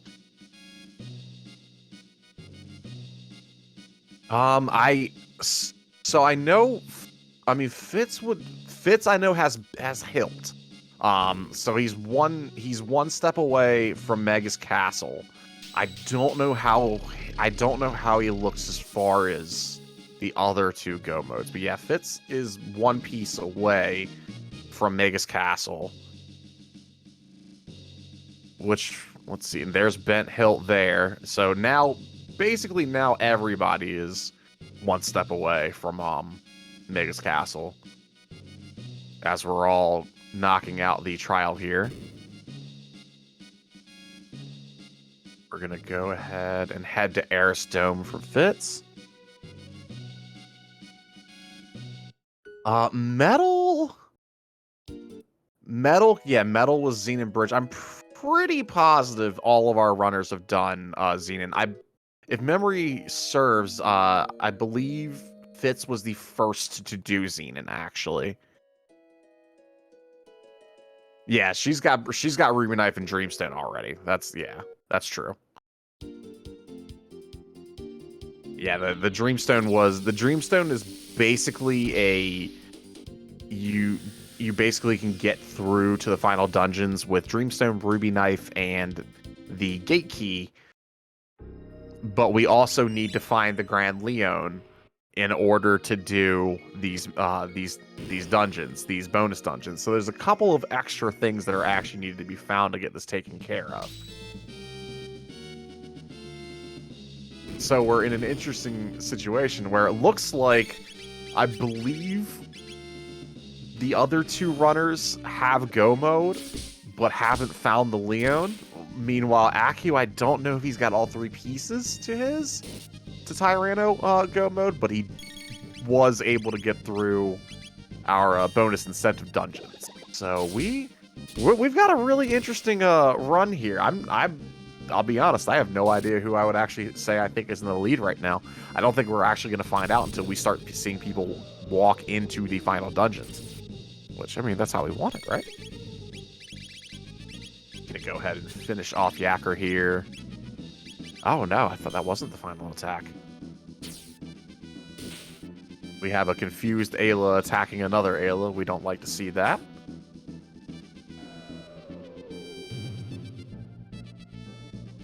Gonna go ahead and toss him one more time. Should be getting pretty close. There it is. And meanwhile, boom. Batsy is going to also go ahead and pick up her key item. So now we all... Oh, wait, the Wonder Mail. So that was actually a dead check for that. It looks like. Oh no, Wonder Mune, excuse me. I can read, I promise. So Batsy has now found the Wonder Mune, which is basically our Grand Leon. It would be called the Grand Leon normally, but due to the gear randomizer, ultimate weapons like the Grand Leon can be randomized a little bit. And what Wonder means, if you're familiar with Luca's best weapon, the Wonder Shot, it does basically RNG-based random damage, and the Wonder Mune is that in broadsword form. So we have a Grand Leon that hits for random increments. Which, to be fair, these increments can be influenced by your stats, so your damage. So you're never gonna see like a 1 with a high damage, frog. So you'll see. You can also see some really big numbers that you have no business seeing with your stats. It looks like it. I agree. It looks like Aku's got a bit of a lead just because he's knocked both of those dungeons out. Especially, yeah, because going through here, yeah, Aku's pretty close to getting go mode here. Because yeah, both of our other runners should have Tyranno Lair unlocked. And hey, Batsy pet the validation cat. There we go. Batsy's run is validated. We have pet the kitty. We can move on. It'll actually, so if you're not like trying to get through here as quickly as humanly possible, it'll, after you pet the cat, it'll follow you around the house and meow and be all cute. It's great.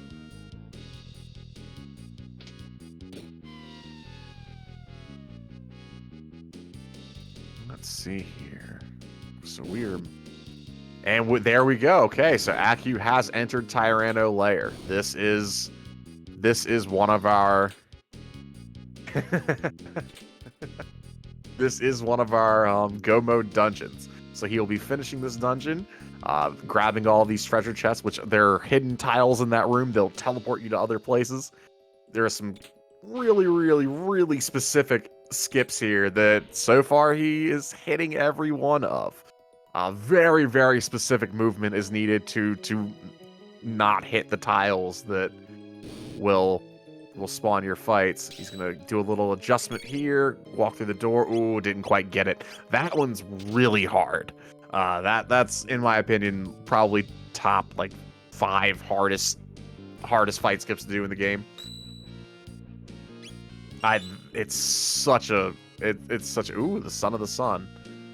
It's such a tight window. That and the one where you clip through the dactyl nest. There's some really, really tight skips in this game. And when you hit them, you feel pretty good about it. So this is a fun little puzzle boss, actually. It's kind of pretty unique. The boss itself, you cannot damage.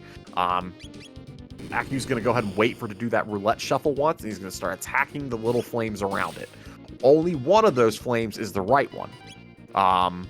But when we find it, it's going to start damaging the boss. Everything else will miss. There, we found it, so we need to hit that flame 10 times to finish the boss. Fitz did do early woe. I believe it was oh man, it's been a minute now. I can't recall what he got from woe. I don't think it was a go mode item. I don't think it was. I don't think it was anything that unlocks one of our dungeons. Was it? Oh, no, I'm wrong. I'm absolutely wrong. It was Ben Hilt. That's where the hilt was. Yeah, the hilt of the Mason was behind Mount Woe.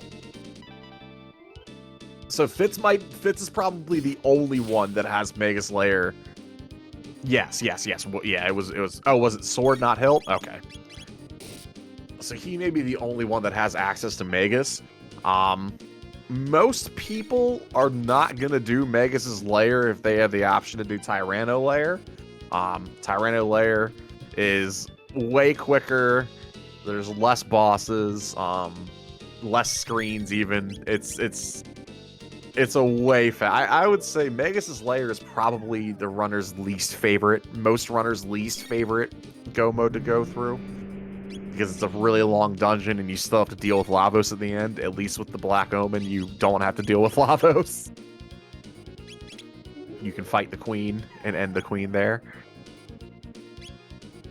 Gonna go ahead and see if we can get some cool items. Ooh, we got a flea vest. Not the best, but might as well try to see what we get before the boss dies. So we're moving on through Tyranno Lair. Pretty easy first boss.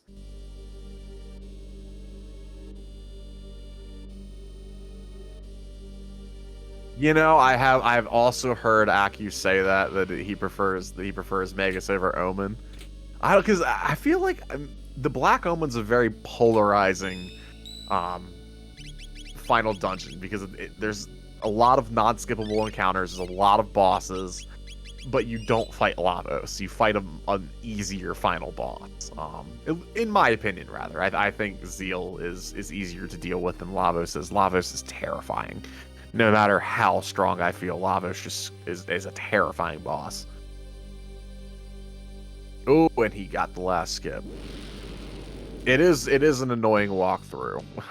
I can definitely empathize with that.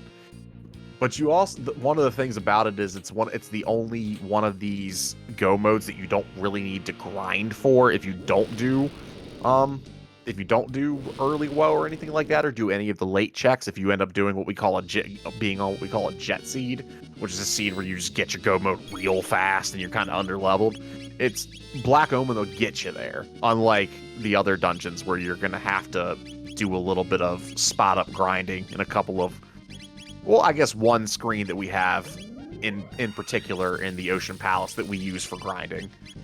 You don't really need that with Black Omen.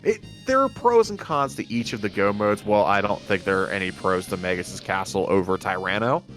I think everyone normally likes Tyranno the most just because it's the quickest. That's all to the runner. I like the Black Omen the most. I'm terrified of Lavos. He hurts. He's a big meanie. But all three of these runners are also much more skilled at this randomizer than I am. So, you've got a difference of opinion there. As you can see on Bassy's screen, as she has now gotten into the Ozzy's Fort fight, they are actually using a triple tech called Delta Storm that you have access to.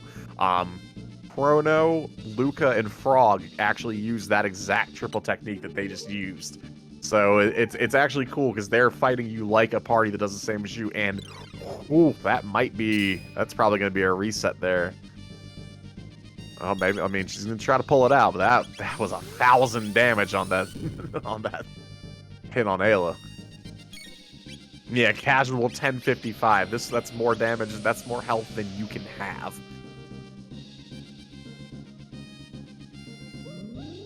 So we're gonna see if we can get a recovery here. Meanwhile, so even in randomizers, one thing to also point out is even in this boss randomizer flag set that we have going on here, for Aku at least at this point, and the other runners when they get there, all of our runners will be seeing vanilla bosses in the final dungeons. So Black Tyranno, or at least from here on out, the first boss wasn't, but Black Tyranno is where Black Tyranno is supposed to be. Lavos will be the final boss. The ending bosses of each dungeon will be what they are supposed to be. Now, let's see. Looks like Bassy's going to regroup, go for another attempt. I would love to see... Yes, exactly. The fight in Zeal before you actually get into the Ocean Palace, and then the one at the very end of Ocean Palace before Lavos, those will be randomized. But this fight, the Black Tyranno fight, and the actual, obviously, the Lavos fight will be vanilla. The only ones in the game. Aku has broken through Tyranno lair, so he's now unlocked the Ocean Palace.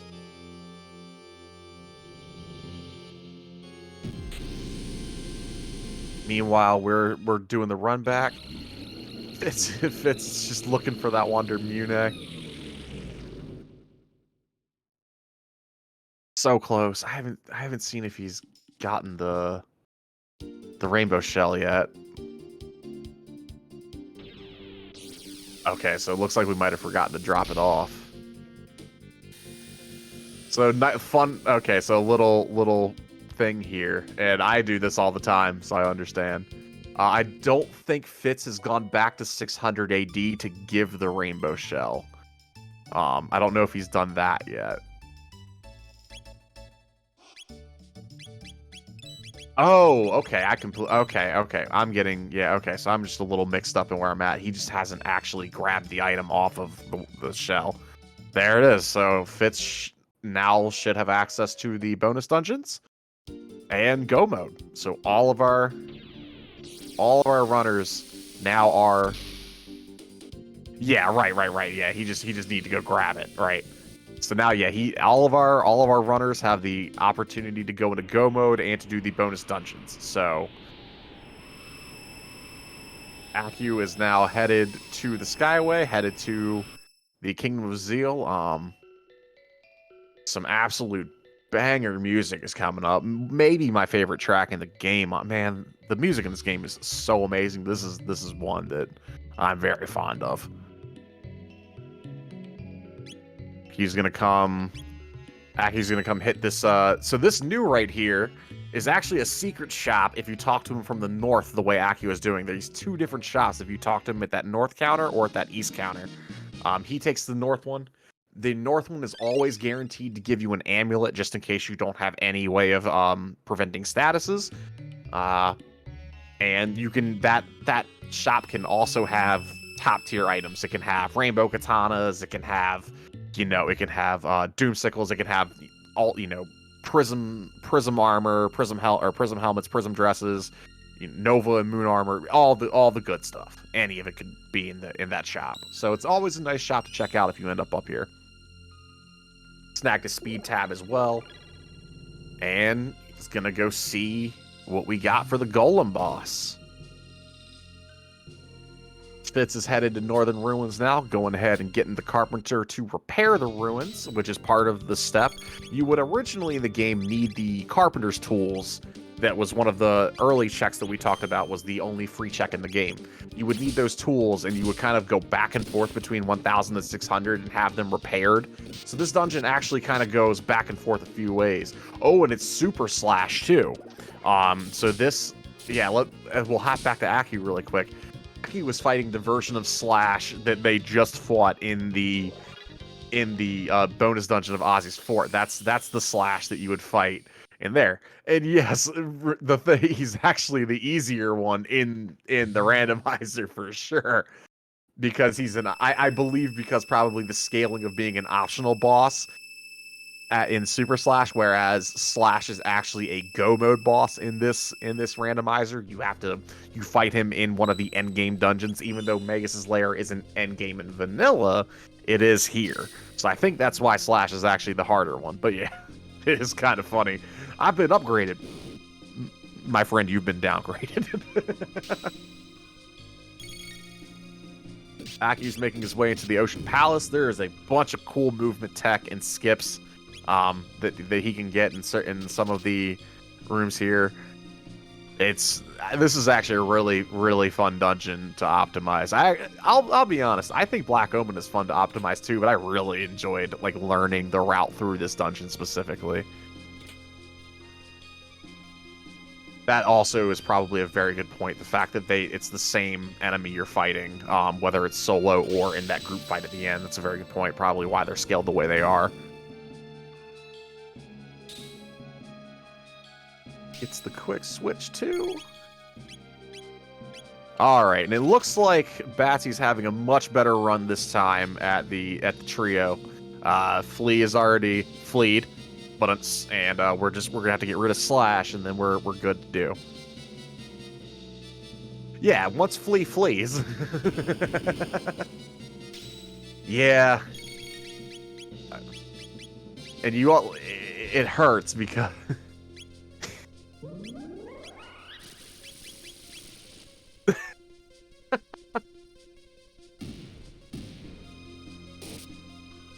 oh, that was good. And yes, as pointed out, in traditional, usage of words, Slash and Flea and Ozzy, pretty fun little homage there.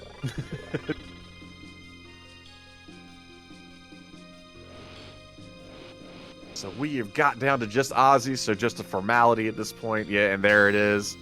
Batsy has made her way. Where is Dio indeed? He's been down too long in the Midnight Sea. And this right here, as we go back, we check out Aku's screen really quick. This encounter is exactly where we would be doing our grinding. So as he only hit it once, the very first encounter of this room, if you're a little under-leveled, you can kind of pop back up and down the stairs and fight that fight a few times. And if you're under-leveled, you will amass experience very fast. And it looks like we've got a bet with I don't want to caster's curse any of our runners here, but we do have a pretty solid 1, 2, 3 going on right now, barring any mishaps or anything like that. Let's see here. Aki's got a pretty solid lead. Oh, the double grudge. 2 characters drop.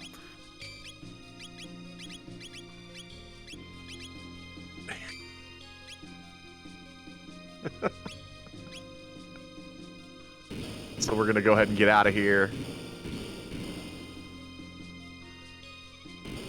And then, okay, so Aku is going to be going for a pretty fun strategy here. So there's going to be a set of encounters that he's going to have to go through not too long from now on an elevator.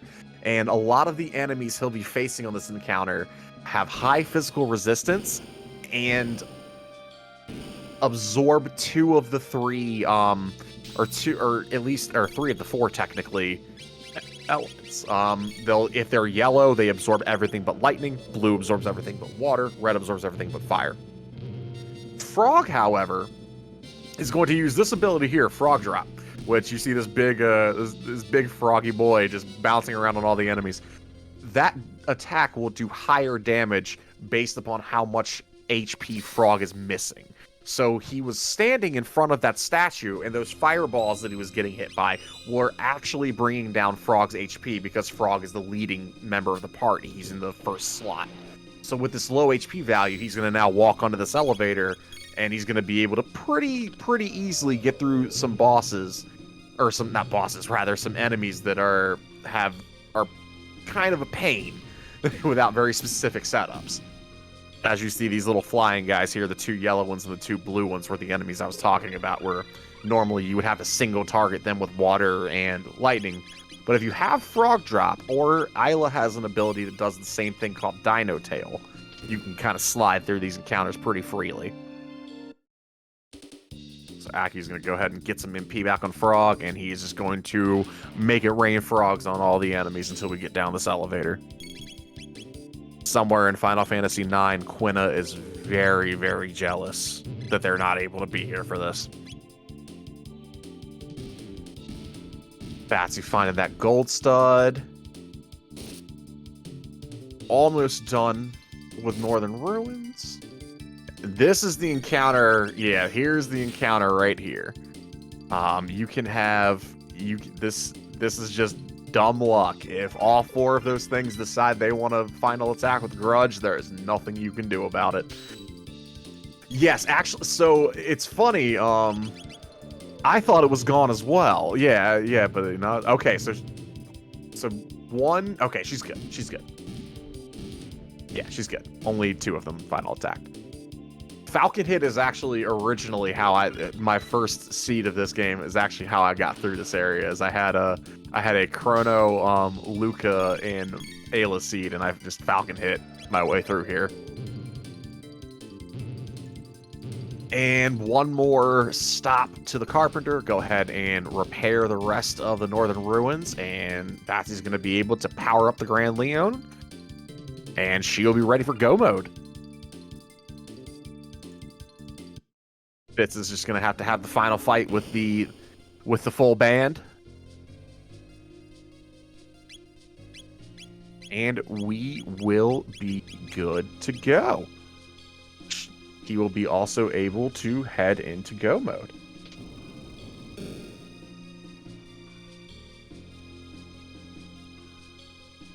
Okay. Moving down through the Ancient Palace, we've got a pretty tough skip here. He's going to slide right by them. He's going to walk, not run. He's going to try not to get stuck. He got stuck. Ooh.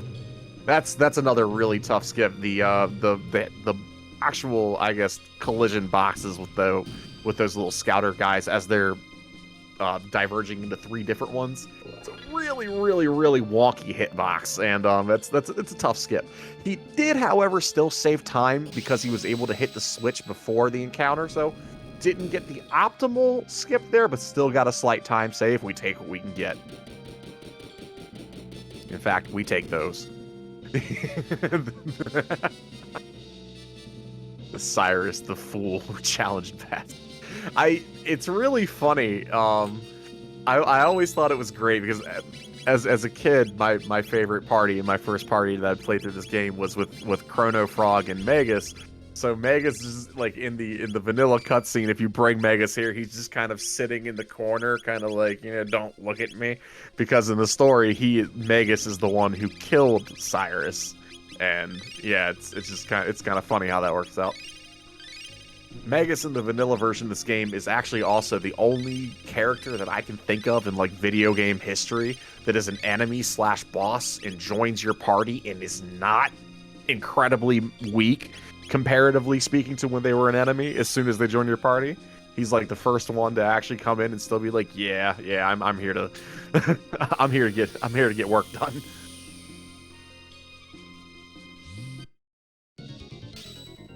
And we're gonna go take a free heal on Batsy say. So we get the twin Mesa immunes as our double fight. Aki's gonna go ahead and get a quick reset. Probably gonna do a little bit of optimization for the fight. Now that he's seen what boss that is. That can be a somewhat scary double boss. They can hit pretty hard.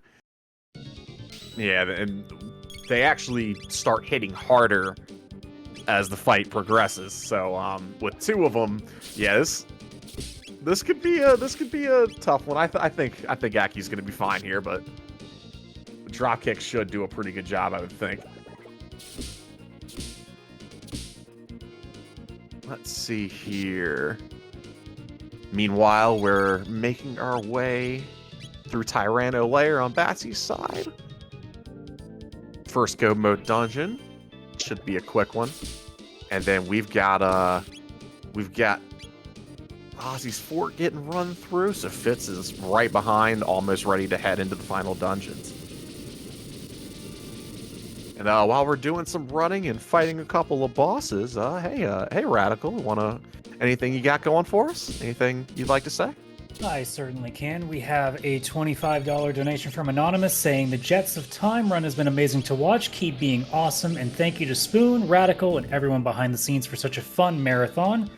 I also want to thank this person personally because they have put a part of the bid war for Soul Blazer as Dio being the name that they've put in there. So I am super happy about that. In the meantime, like we have with the incentives, we have a bid war for both the names for the characters of Soul Blazer as well as our next run for Final Fantasy Mystic Quest. Currently in the lead for that is Tybalt. So if anyone wants to snipe that out, you got a little bit of time left, but not too much more. So if you want to snipe that name out and get Mystic Quest in there, get going. Okay, and thank you. Aku has gotten through one of the Mesa immunes, so this is looking pretty safe at this point for him. Pretty comfy. Should be able to get right through it.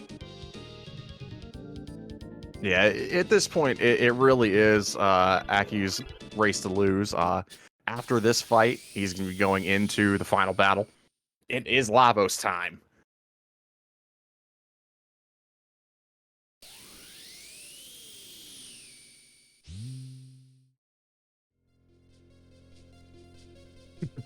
I've always loved the motion animation for Mesa Immune, just like the kind of sitting there like boxer status. It reminds me of one of like the fights from I guess like the Super Punch Out almost. All right, Fitz is going into the trio fight. The son of Sun from Batsy, so we're gonna play a little roulette shuffle here. I'm guessing the far left one is the real one. I was super wrong. It was middle right. Once again, Batsy's just going to have to hit that particular flame 10 times. And then each of those hits will do 214 damage to the boss. And once it's been hit 10 times, the boss will go ahead and leave. So we'll just go ahead and we'll just get through that real quick. Now, if you take too long finding it, the boss can shuffle those little flames again. So you can have to find the right one again, and that can be a minor time loss. But, we don't like time losses even if they're minor. We're going into Lavos 1. So an important part about Lavos 1, we're going to get hit by Destruction Rains from the Heavens. This shot in the vanilla Ocean Palace, this would knock you out completely, and this is where the cutscene would happen. That kind of changes a lot of the story around. Right here, we're gonna get hit by the next attack is we're gonna get hit by this attack called Obstacle. Obstacle.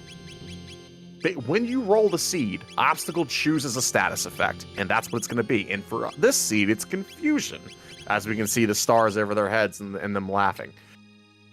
It's really important to know what that obstacle is, because he's going to use obstacle here, and then the next Lavos is going to use obstacle as well, and it's going to be the exact same thing. So we know it's Confusion. Confusion is one of the worst ones, to be fair. We don't like anything that loses turns and loses our ability to control our characters. So like Sleep, Stop, Confusion. Stop is probably the worst, but then Sleep and Confusion are there with them. But we now have that information for later, so we'll be ready for the next Lavos. So we now know that it's gonna be Confusion. So if we have amulets, maybe our runners will elect to use them for the next fight. Now that they know that, got a Mega Elixir. That's nice. So Akiu's got another Mega Elixir in his back pocket for these last two fights, and we are on to Lavos 2.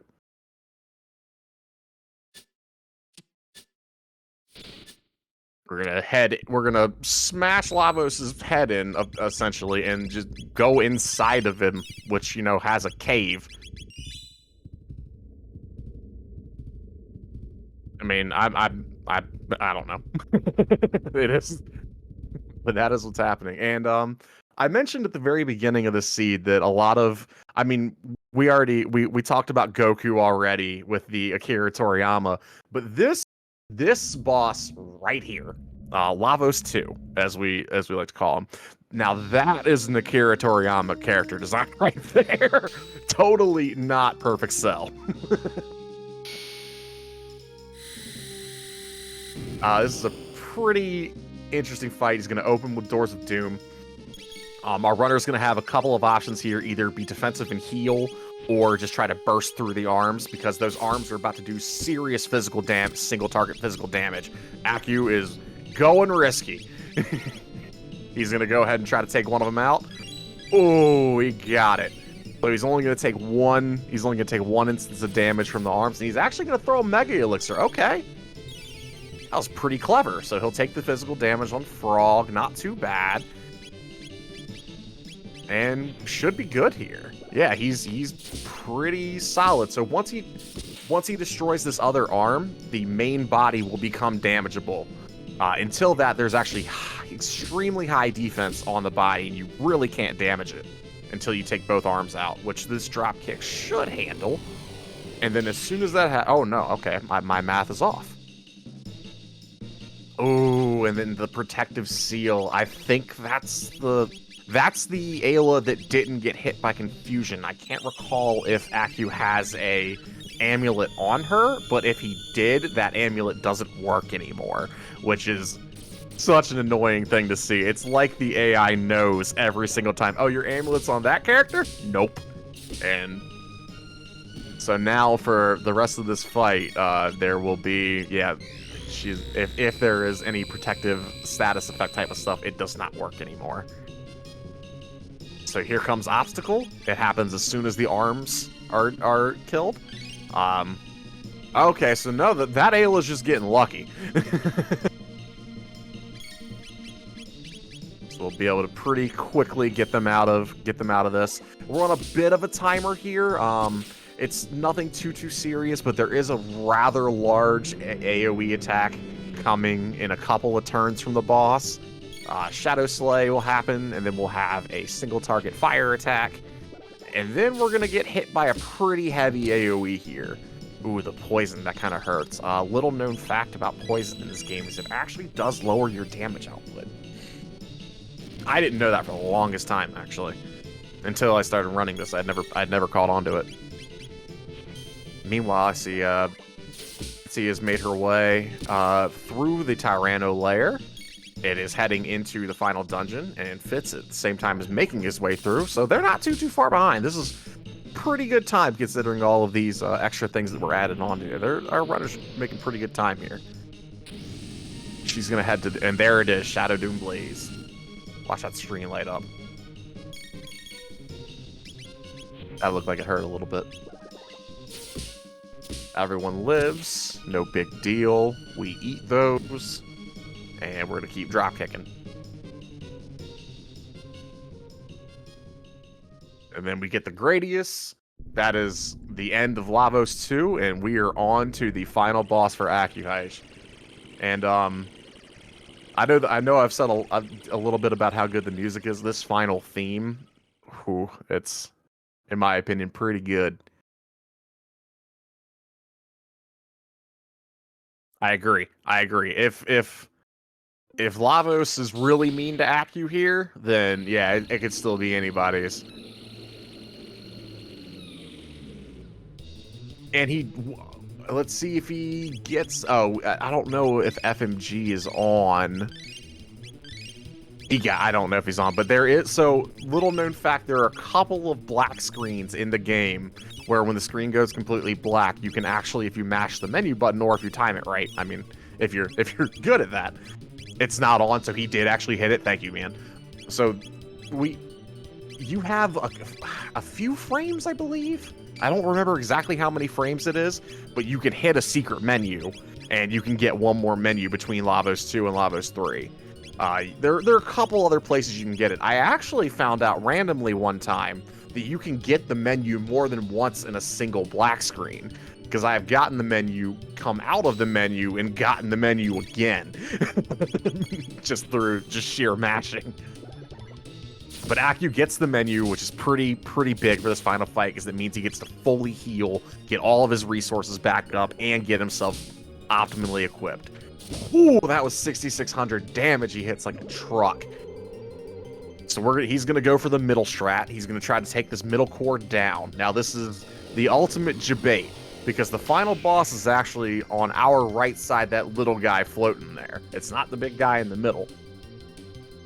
So what he's going to want to, and what's going to happen is, kind of like this last section of Lavos, that boss can't take damage until another piece is dead. So he's going to try to burst the middle down as quickly as possible, and then wait for the main core to shut off defense, and then he's just going to blitz the main core with his biggest damage. Meanwhile, he's going to be taking some pretty decent physical attacks. Nothing too scary, though, because all of the big damage and the really scary attacks come from that middle bit. So in doing all of that damage, he actually got a pretty lucky roll on his Wonder Mune there, and he just gets right through middle bit, which he's probably pretty happy to see that. That 6K drop kick.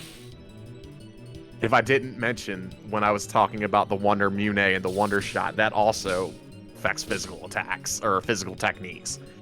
So he's also getting those rolls on these drop kicks. And yeah, we're just going to try to burst it down. Now, the Lavos core has lowered its defense because it's attempting to revive the middle piece. Once it revives the middle piece in another turn, it'll shut it'll turn the defense back on. But we're trying to burst it down before that. We will see how risky Aku wants to be. He can either shoot straight for the middle to knock it out again, or he can just go full send it and just keep DPSing. Looks like he's going to go ahead and play it safe and take the middle bit out again. I haven't been counting damage, so I don't know exactly how much the core actually has left.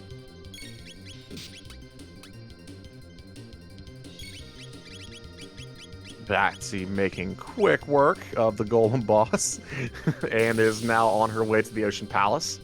So she's in the final dungeon of the game, and then she'll just have to have the double Mace immunes, and then it's her turn to have some Lavos fun.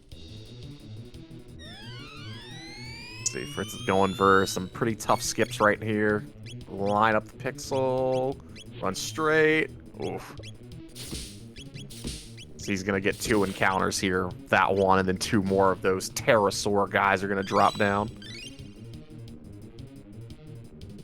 5K drop kick, middle bit is down. Defensive power is restored, so now Aku's just literally going to sit here until Lavos core immediately shuts it back off.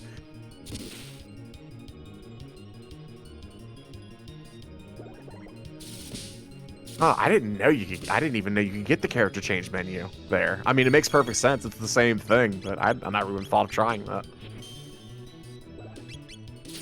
And Aku is once again just trying to steamroll, and he's getting pretty good luck with his Wonder Mune. Ooh, he really is. Is that tick? Yeah, that's it, and that's time for Aku.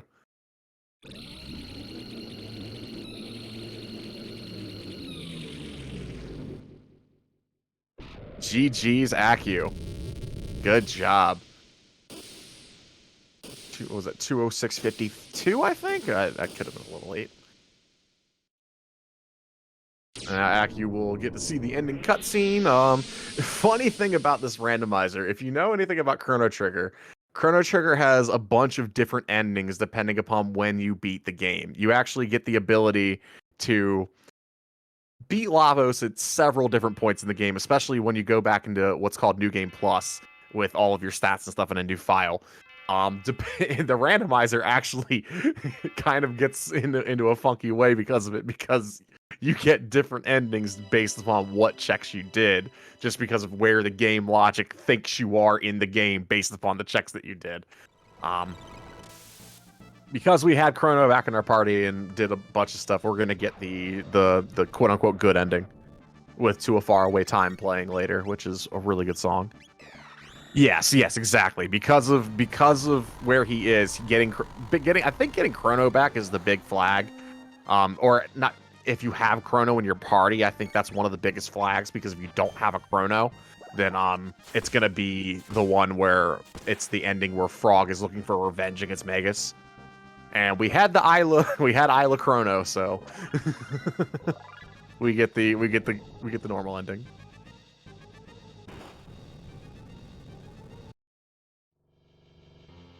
Hey, Aku.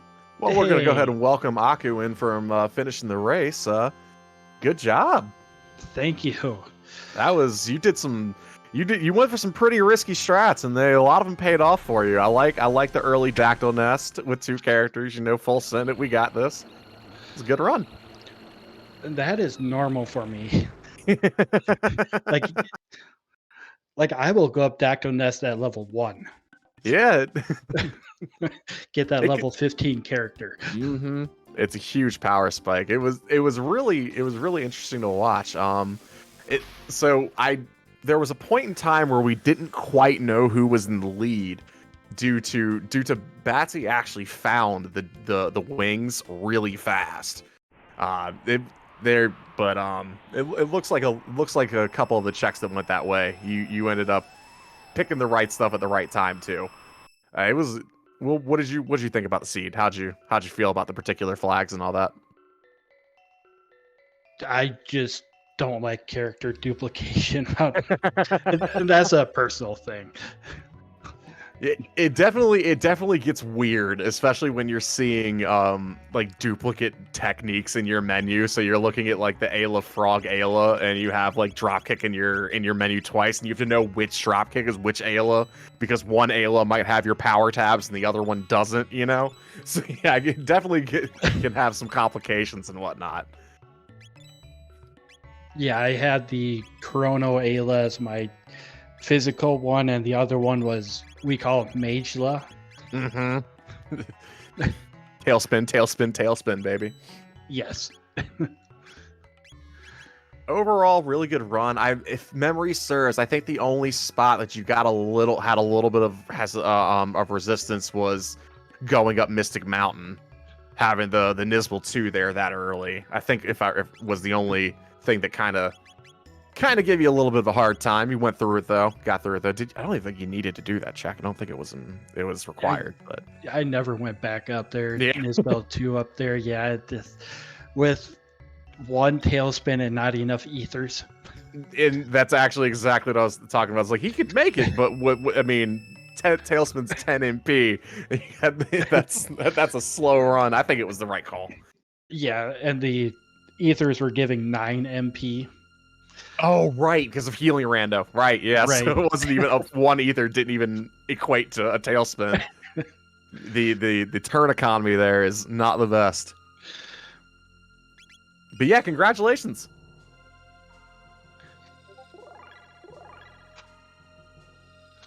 Let's see here. Did you is there anything else? Go ahead. I think we all got the same go mode too.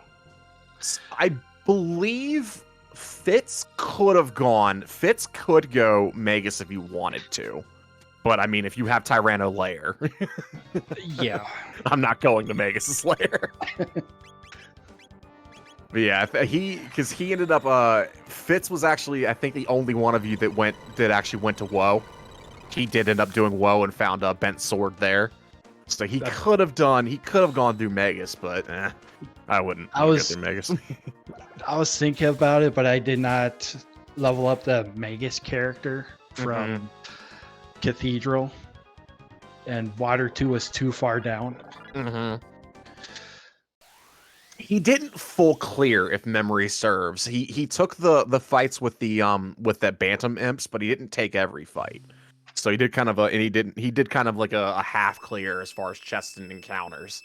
Okay, so more of a level grind. Yeah, and a little bit of some of the items as well. He didn't hit every chest, but he got everything that wasn't too out of the way, which I was happy to see because I always love watching runners go to Woe early. It's such a high risk, high reward. If you can get through it, man. Yes, it can be quite good. Or it can just slow you down a lot. It is very high risk. What did you think of double Mesa and Mune at the end there? I didn't mind it at all. I power through it, and their counterattack is weak and targets one character. I was hoping to get something a little spicier at the end, but yeah. Double Dalton could be funny. Well, no, because you guys all had really good resistances by the end of this, so Dalton really probably wouldn't have been a threat either. Yeah, and like me using double Terra Mutant, how about that? That would have been trouble for me. Yeah, double Terra Mutant would have been a problem for all of you guys. Well, Terra Mutant, if you have magic, it's not too bad, and my magic output was Tailspin. Yeah, Batsy would have had an okay time with it with the Magus and the Luca, the shell going. Yeah, but yeah, that's actually secretly I was hoping for double Terra Mutant there because that would have been a nice little wall right before Lavos. Luckily for the runners, my trolling did not work and that didn't happen. Yeah, was there anything else about the particular seed or anything didn't like as far as like either where checks went, finding something somewhere? Was there anything in particular that you were just like you found an item or a key item somewhere where it's like, yes, this is where I'm like, okay, I'm in a good spot. The gate key. gate key right off the bat. Finding gate key at the snail stop. Gate key, and I bought a weapon for Frog, so my damage output was high already. Oh, did you buy the demon hit from Melchior? Yes, I did. I didn't catch if you bought it. Okay, that makes sense. Yeah. With Epic Fail, that's one of my normal things to do. Epic Fail is really cool too. Like it really it centralizes a lot of what you can do and what you're willing to risk doing as far as walking all over the place. You had to do quite a bit of hoofing in the future. Like you definitely had to do a little bit of walking in the future, but you made it work. Well, it just Eris Dome and back. Back through the lab. I had nothing else on the other side to do. Well, Luca was actually in Protodome. I don't know, I guess you didn't need Luca by the time you got there, but that is where there was a Luca in Protodome. Yeah, and I had access to the other eras. Yeah, overall, really good run. Really good race. I also gotta love the frog squash strats. Yes. So it looks okay. So it's time for Batsy to get the fight started. Let's see how she does with her Lavos run. So Lavos 1, it was confusion. It was confusion, right? On obstacle. Mhm. Yeah. Late game obstacle is confuse. Yeah, you also, I did notice you got a little lucky there with that left Ayla dodging it both times. That was pretty good. Yeah, then I was able to kiss after that. Mm-hmm. Yeah, little known fact. Kisses, not only did they make boo-boos go away, but they also they can also cure you of confusion if you're having a rough time and want to, for some reason, hit your friends, you know, like. If the other Ayla did a crit on Ayla. Yeah, if memory serves, that was Magela that was confused, right? Or was no, it wasn't. It was because you had Magela in the left slot. Right. Yeah. Correct. Yeah, so it was the physical one that was beating up on the party. Oh well, all is well that ends well. Yeah. And let's see. While we're watching the other fight, while we're going on, Radical, did you want to hop in for anything? I certainly can. We have another donation, a $30 donation, in fact, from Row Our Boat, saying, "What ya? Kick all the butts, runners. Have a wonderful day, everyone." And with that donation, our bid war for Mystic Quest continues to get spicy because now we have a new leader at $30 with, I'm going to butcher this name because I have no idea how it's pronounced, but it's just spelled HOMPK, so HOMPK, I don't know.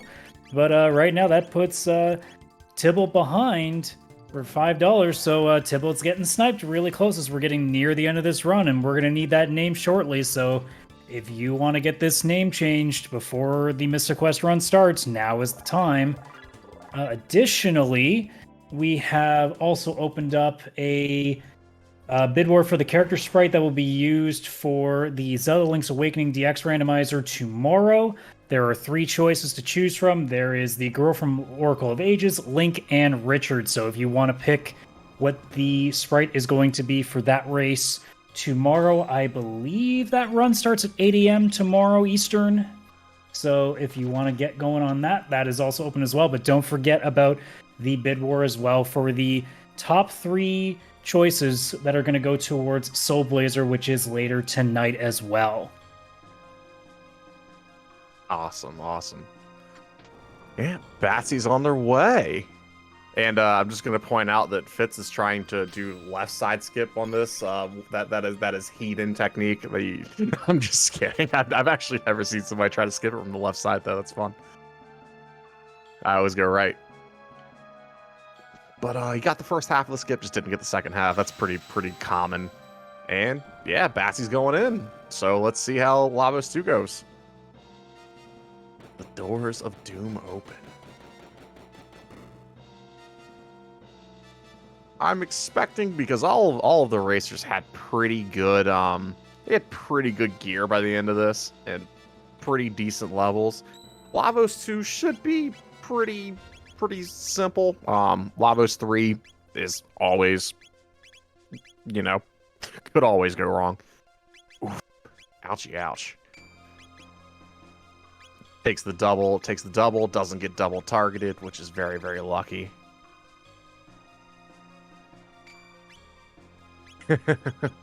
Yeah, with the bonus incentives, we might be cutting 230 kind of close. Yeah, they actually had really good Mega Elixir RNG in this seed. I saw a bunch. How many did you end up with, Aku? Yeah. 3.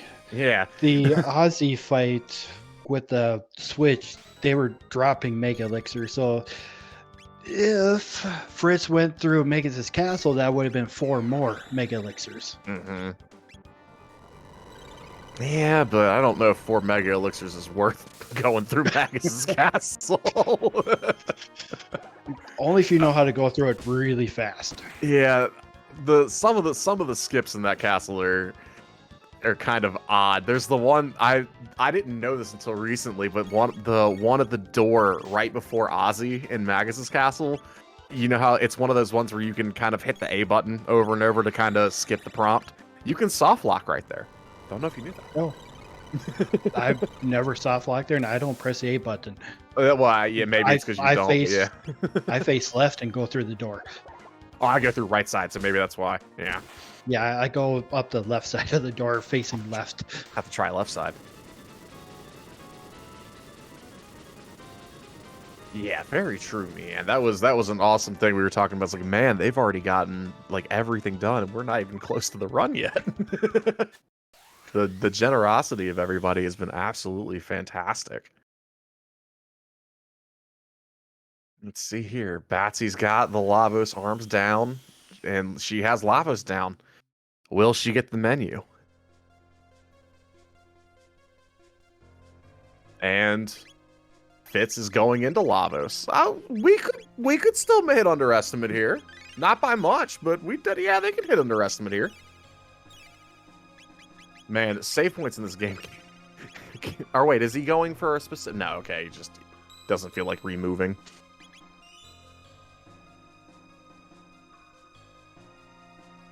And yeah, if anybody, is enjoying, watching this randomizer, we love having new people come hang out and learn the rando and stuff like that. We have a Jets of Time, Discord and all that stuff. If you want to learn it, there are plenty of people in there that are very, very, very nice and very willing to teach.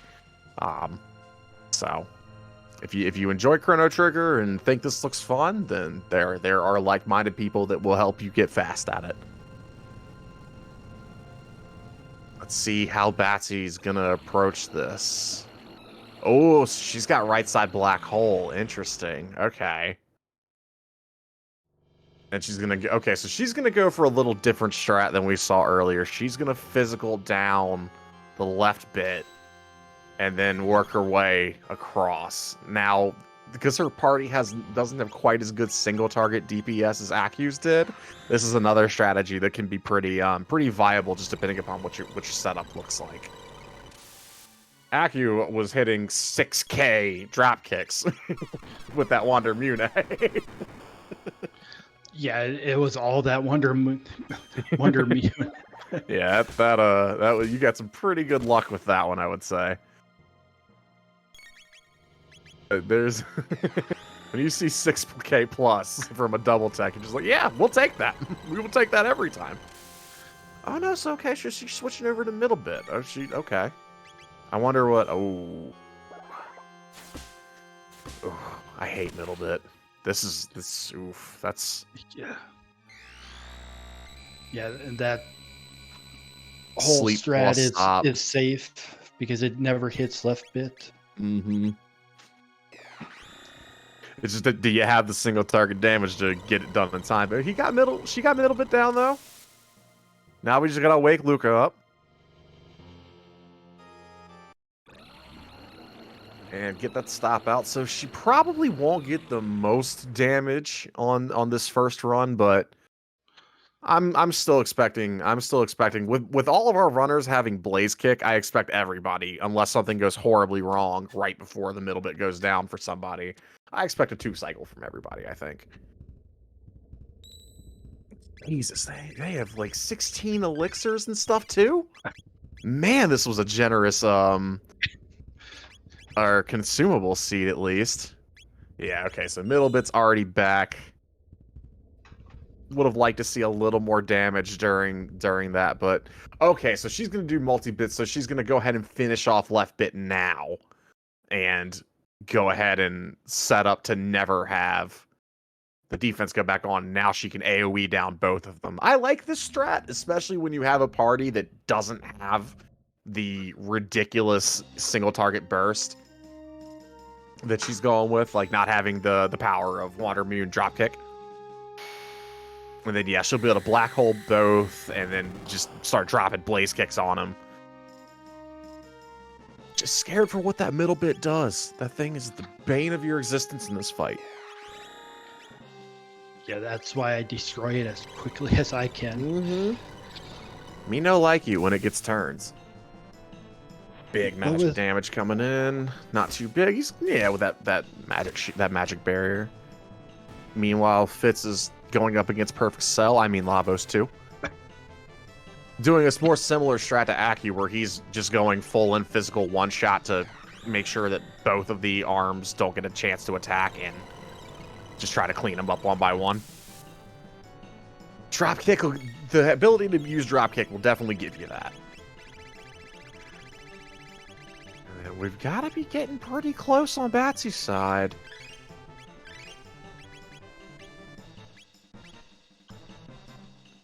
Let's see, we're going to get another black hole here. Probably going to need a Mega Elixir, more than likely. See how much damage this black hole does. I wonder how much more life the center bit has. I haven't been mathing it. I barely math it when I run. Mm-hmm. I wouldn't be surprised if she just runs it. Yeah, runs it right down back at the. She just tries to finish it right now. I don't blame her. It's it's the right. Yeah, there it is. GG, and that's time for Batsy.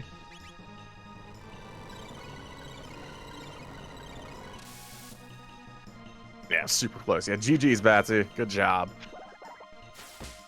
This is a really fun scene to watch. There's a lot of stuff going on with having to find Grand Leon and go through those other two dungeons. All right, so now we got one runner, and he's right there. He's right at the precipice of the end. We just got to finish off Lavos 2's body, and then we will have the final fight, which is, to be fair, the scariest fight in the game.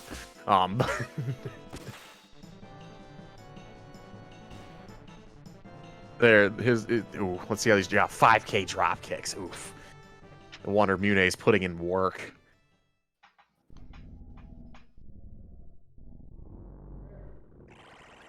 Meanwhile, let's wake up Chrono Ayla.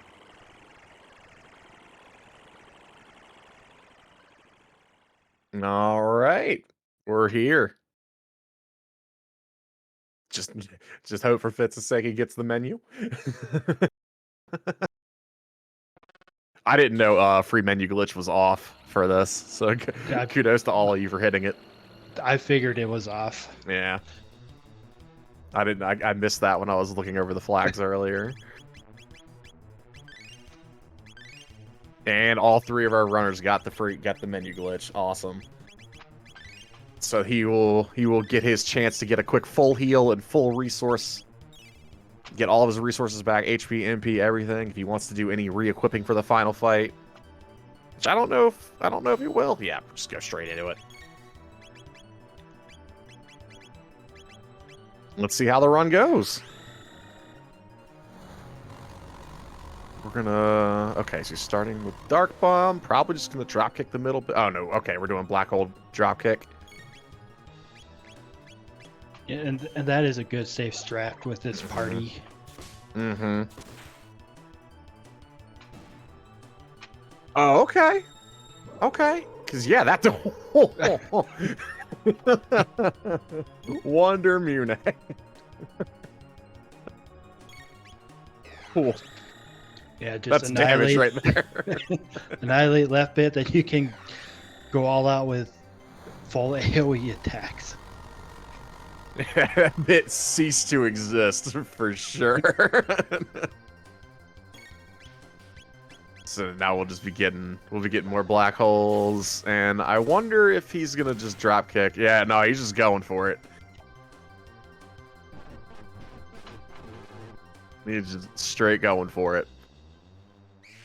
And this is probably my least favorite attack to see from Lavos because it's all random status. Ooh, lucky.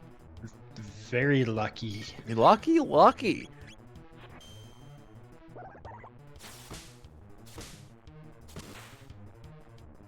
Sounds good.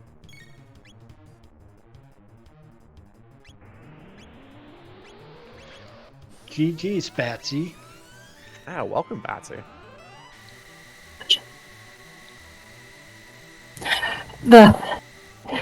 Those extra incentives add like a fourth dimension to Go mode. They really did. It's like, I have everything. I can go straight to Tyrannus. Wait a minute, Grand Leon, where are you? Oh, no. Yeah. Oh, yeah. I had Go mode before the Leon. Yeah. I think I- all of you have actually had go mode prior to. That would not I did surprise not. me. You're Oh. right. No, right. Aki did not. Aki actually found it earlier.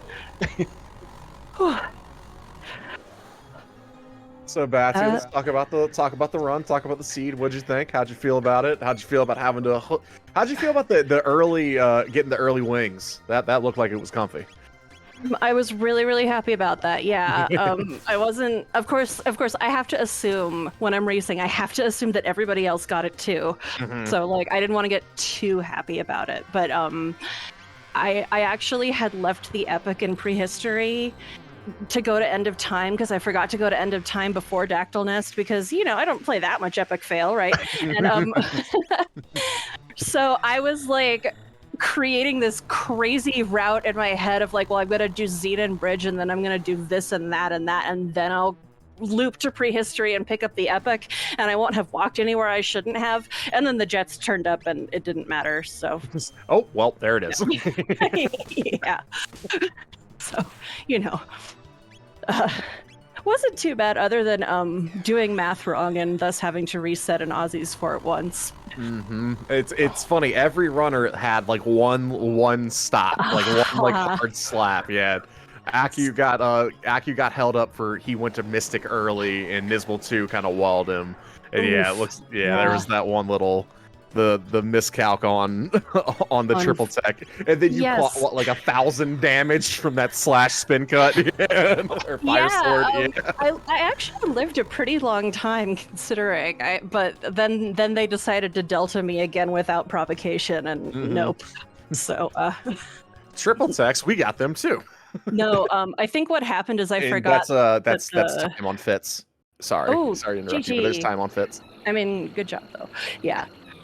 The wonder effect on the Leon, I forgot that I had the wonder effect, so like the expectations for the damage it was doing I had set on another battle were not totally accurate because it's wonder and you can't do that. So the black hole didn't finish Flea because when you do math wrong, that's not how it works, I guess. Flea did not flee. Flea stayed. No, Flea stayed. Yeah, that second Delta Storm and then Slash and Aussie, I think instantly like Fire Sword 2 do like back to back. They hit they're just like, well. Yeah, no, I tried for a bit, but then nope. It's fine. It's fine. Overall, I think it was an awesome run, though. I think you did a really good job, like especially with all the stuff like that, with having to put in an entire other dimension of go mode. You can't even touch like this certain stuff until you've gotten through these other dungeons and all that stuff. It was really fun. It was really fun. I think you guys did a really good job. Yeah, I can't wait to watch the VOD of that. Oh yeah, I wanted to say since my hands are being stupid today, I will watch the VOD and I will totally donate $1 for every misclick. Now, like blowing myself up against Flea, not a misclick. That's me not doing math, but there are a lot of misclicks. So yeah, that's what I'm gonna do. That's awesome. good way to make a heck of a silver lining, right? Yeah, give me a reason to count them and be happy about it. Every bump's a buck. Yep, exactly. So one question I was asking Aki as well, was there during the specific flag set and seed, was there anything that I guess any point for you in the run where you kind of got like either found a key item or got through a check and found something where you just felt like, okay, this is when I transition into, okay, we only care about go mode, we only care about finding the Grand Leon, I have everything I need. Was there ever a moment where you just kind of like the switch flipped and it was like, I don't care about loot anymore, I've got what I need, When I found the Luca, that was Luca. one. Yeah. Luca needs no loot. She just needs Fire 2 and Flare. It's true. I don't know if I've even used Flare. She got it kind of late, and Blaze Kick is good, so I'm pretty sure you got Fire 2 really early though. So she was like, all right, well, we can Blaze Kick, we can Fire Whirl, yeah, depending upon your party comps, yeah. I love Luca. Yeah. She's my girl. Yeah, so let's see here. Do we have I say as we're closing off, was there any closing off stuff that you needed to let us know or anything radical? Just because we're getting very, very close to our Mystic Quest run. If anybody has any last donations to go towards that naming bid war, get them in, because we will be getting that incentive closed very shortly as soon as the run starts. So if you want to snipe out a name, get that done ASAP.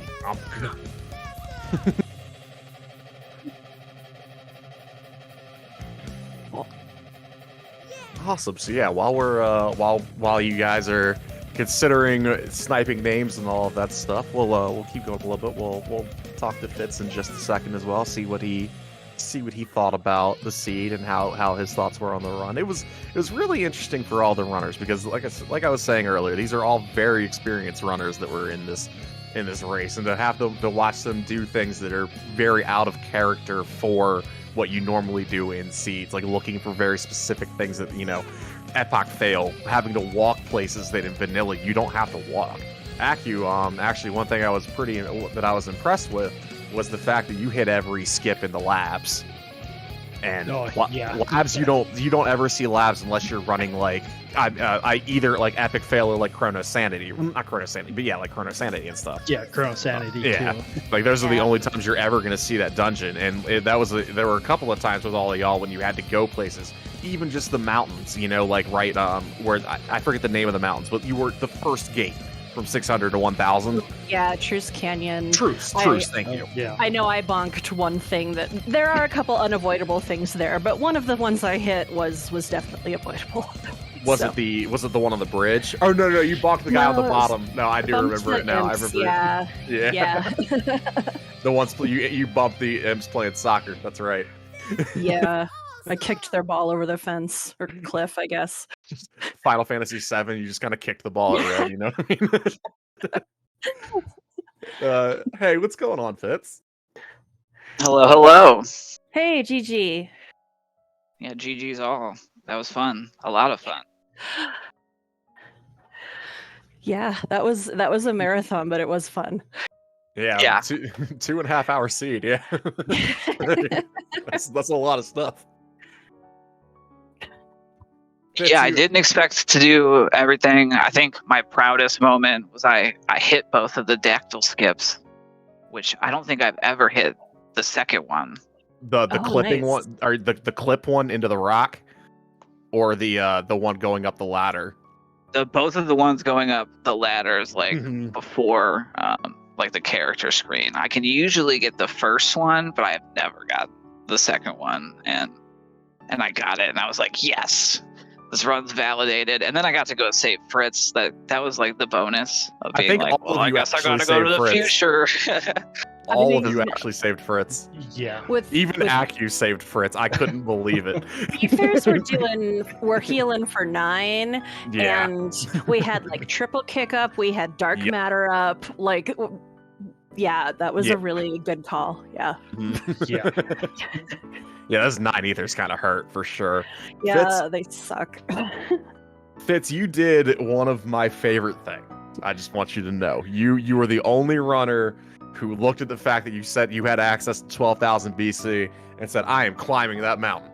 Yeah, I was gonna ask. I was like, I mean, honestly, I knew I was a bit of a long shot to finish first, and so I was gambling. I was in a gambling mood, and I was like, I don't think anyone else is gonna go to Whoa. And I almost was like, am I gonna have to go to Genodome 2? Where is this Grand Leon at? If it's there, I'm gonna be upset. So that I'm gonna end up going to both. But yeah, I like that check. It gave me the levels and gear, and I kind of just got to cruise through the rest of the game. Mm-hmm. I wish it would have had like a progression item, because then that would have been amazing. But I thought it had sword. Oh yeah. Yeah, I didn't think even you were use the that only go one mode. with 2 go modes. Yeah, you were the only one that actually I think unlocked 2 go modes because of Whoa. Yeah, you could have gone Megas, which I mean, you had Megas and Tyranno. You're not going Megas. Generally not, no. Yeah, I thought about it, and honestly, well, in my head I was like, do I have to do Magus in order to go to Ozzy's? And I was like, I'm just gonna go there when I get a go mode, and we'll see. And then obviously I was able to get in there, so I was like, okay. Have you been playing Legacy of Cyrus Seeds recently? Yeah. Well, my tracker, funnily enough, for the first 45 minutes, my tracker was on Legacy of Cyrus mode, and I was like, I got the Moonstone, it's not on my tracker. That's kind of weird. Oh. And I was like, well, how come it's not showing me the future checks that I can get to? And I flipped it over eventually. But yeah, I thought it was a pretty fun run. I had that one wipe to the triple Aussies, and I got to I got to kick the left bit for almost 7,000 damage. Yes, Well, with that being said, you guys want to do all your shoutouts that you need to do and show us where we can find you guys going forward before we shut it all down for you? Sure. Who wants to talk? Want me to talk? I'll talk. Okay. Yeah, if you want to play Jets of Time, you should absolutely come join us. Our main website is www.ctjot.com, Chrono Trigger Jets of Time. That website should have links to everything, including the wiki and the Discord, and I'm sure people can drop some of that in chat as well. We do have a pretty good amount of new player resources, and this is honestly a good randomizer. If you're just getting into randomizers, it's pretty easy to learn. It's tougher to master the nuance, but it's not that hard to learn the basics. And thank you very much, all of you, for joining us. It was a tremendous run. Had a great time watching, and we hope to see you guys somewhere down the road. Absolutely.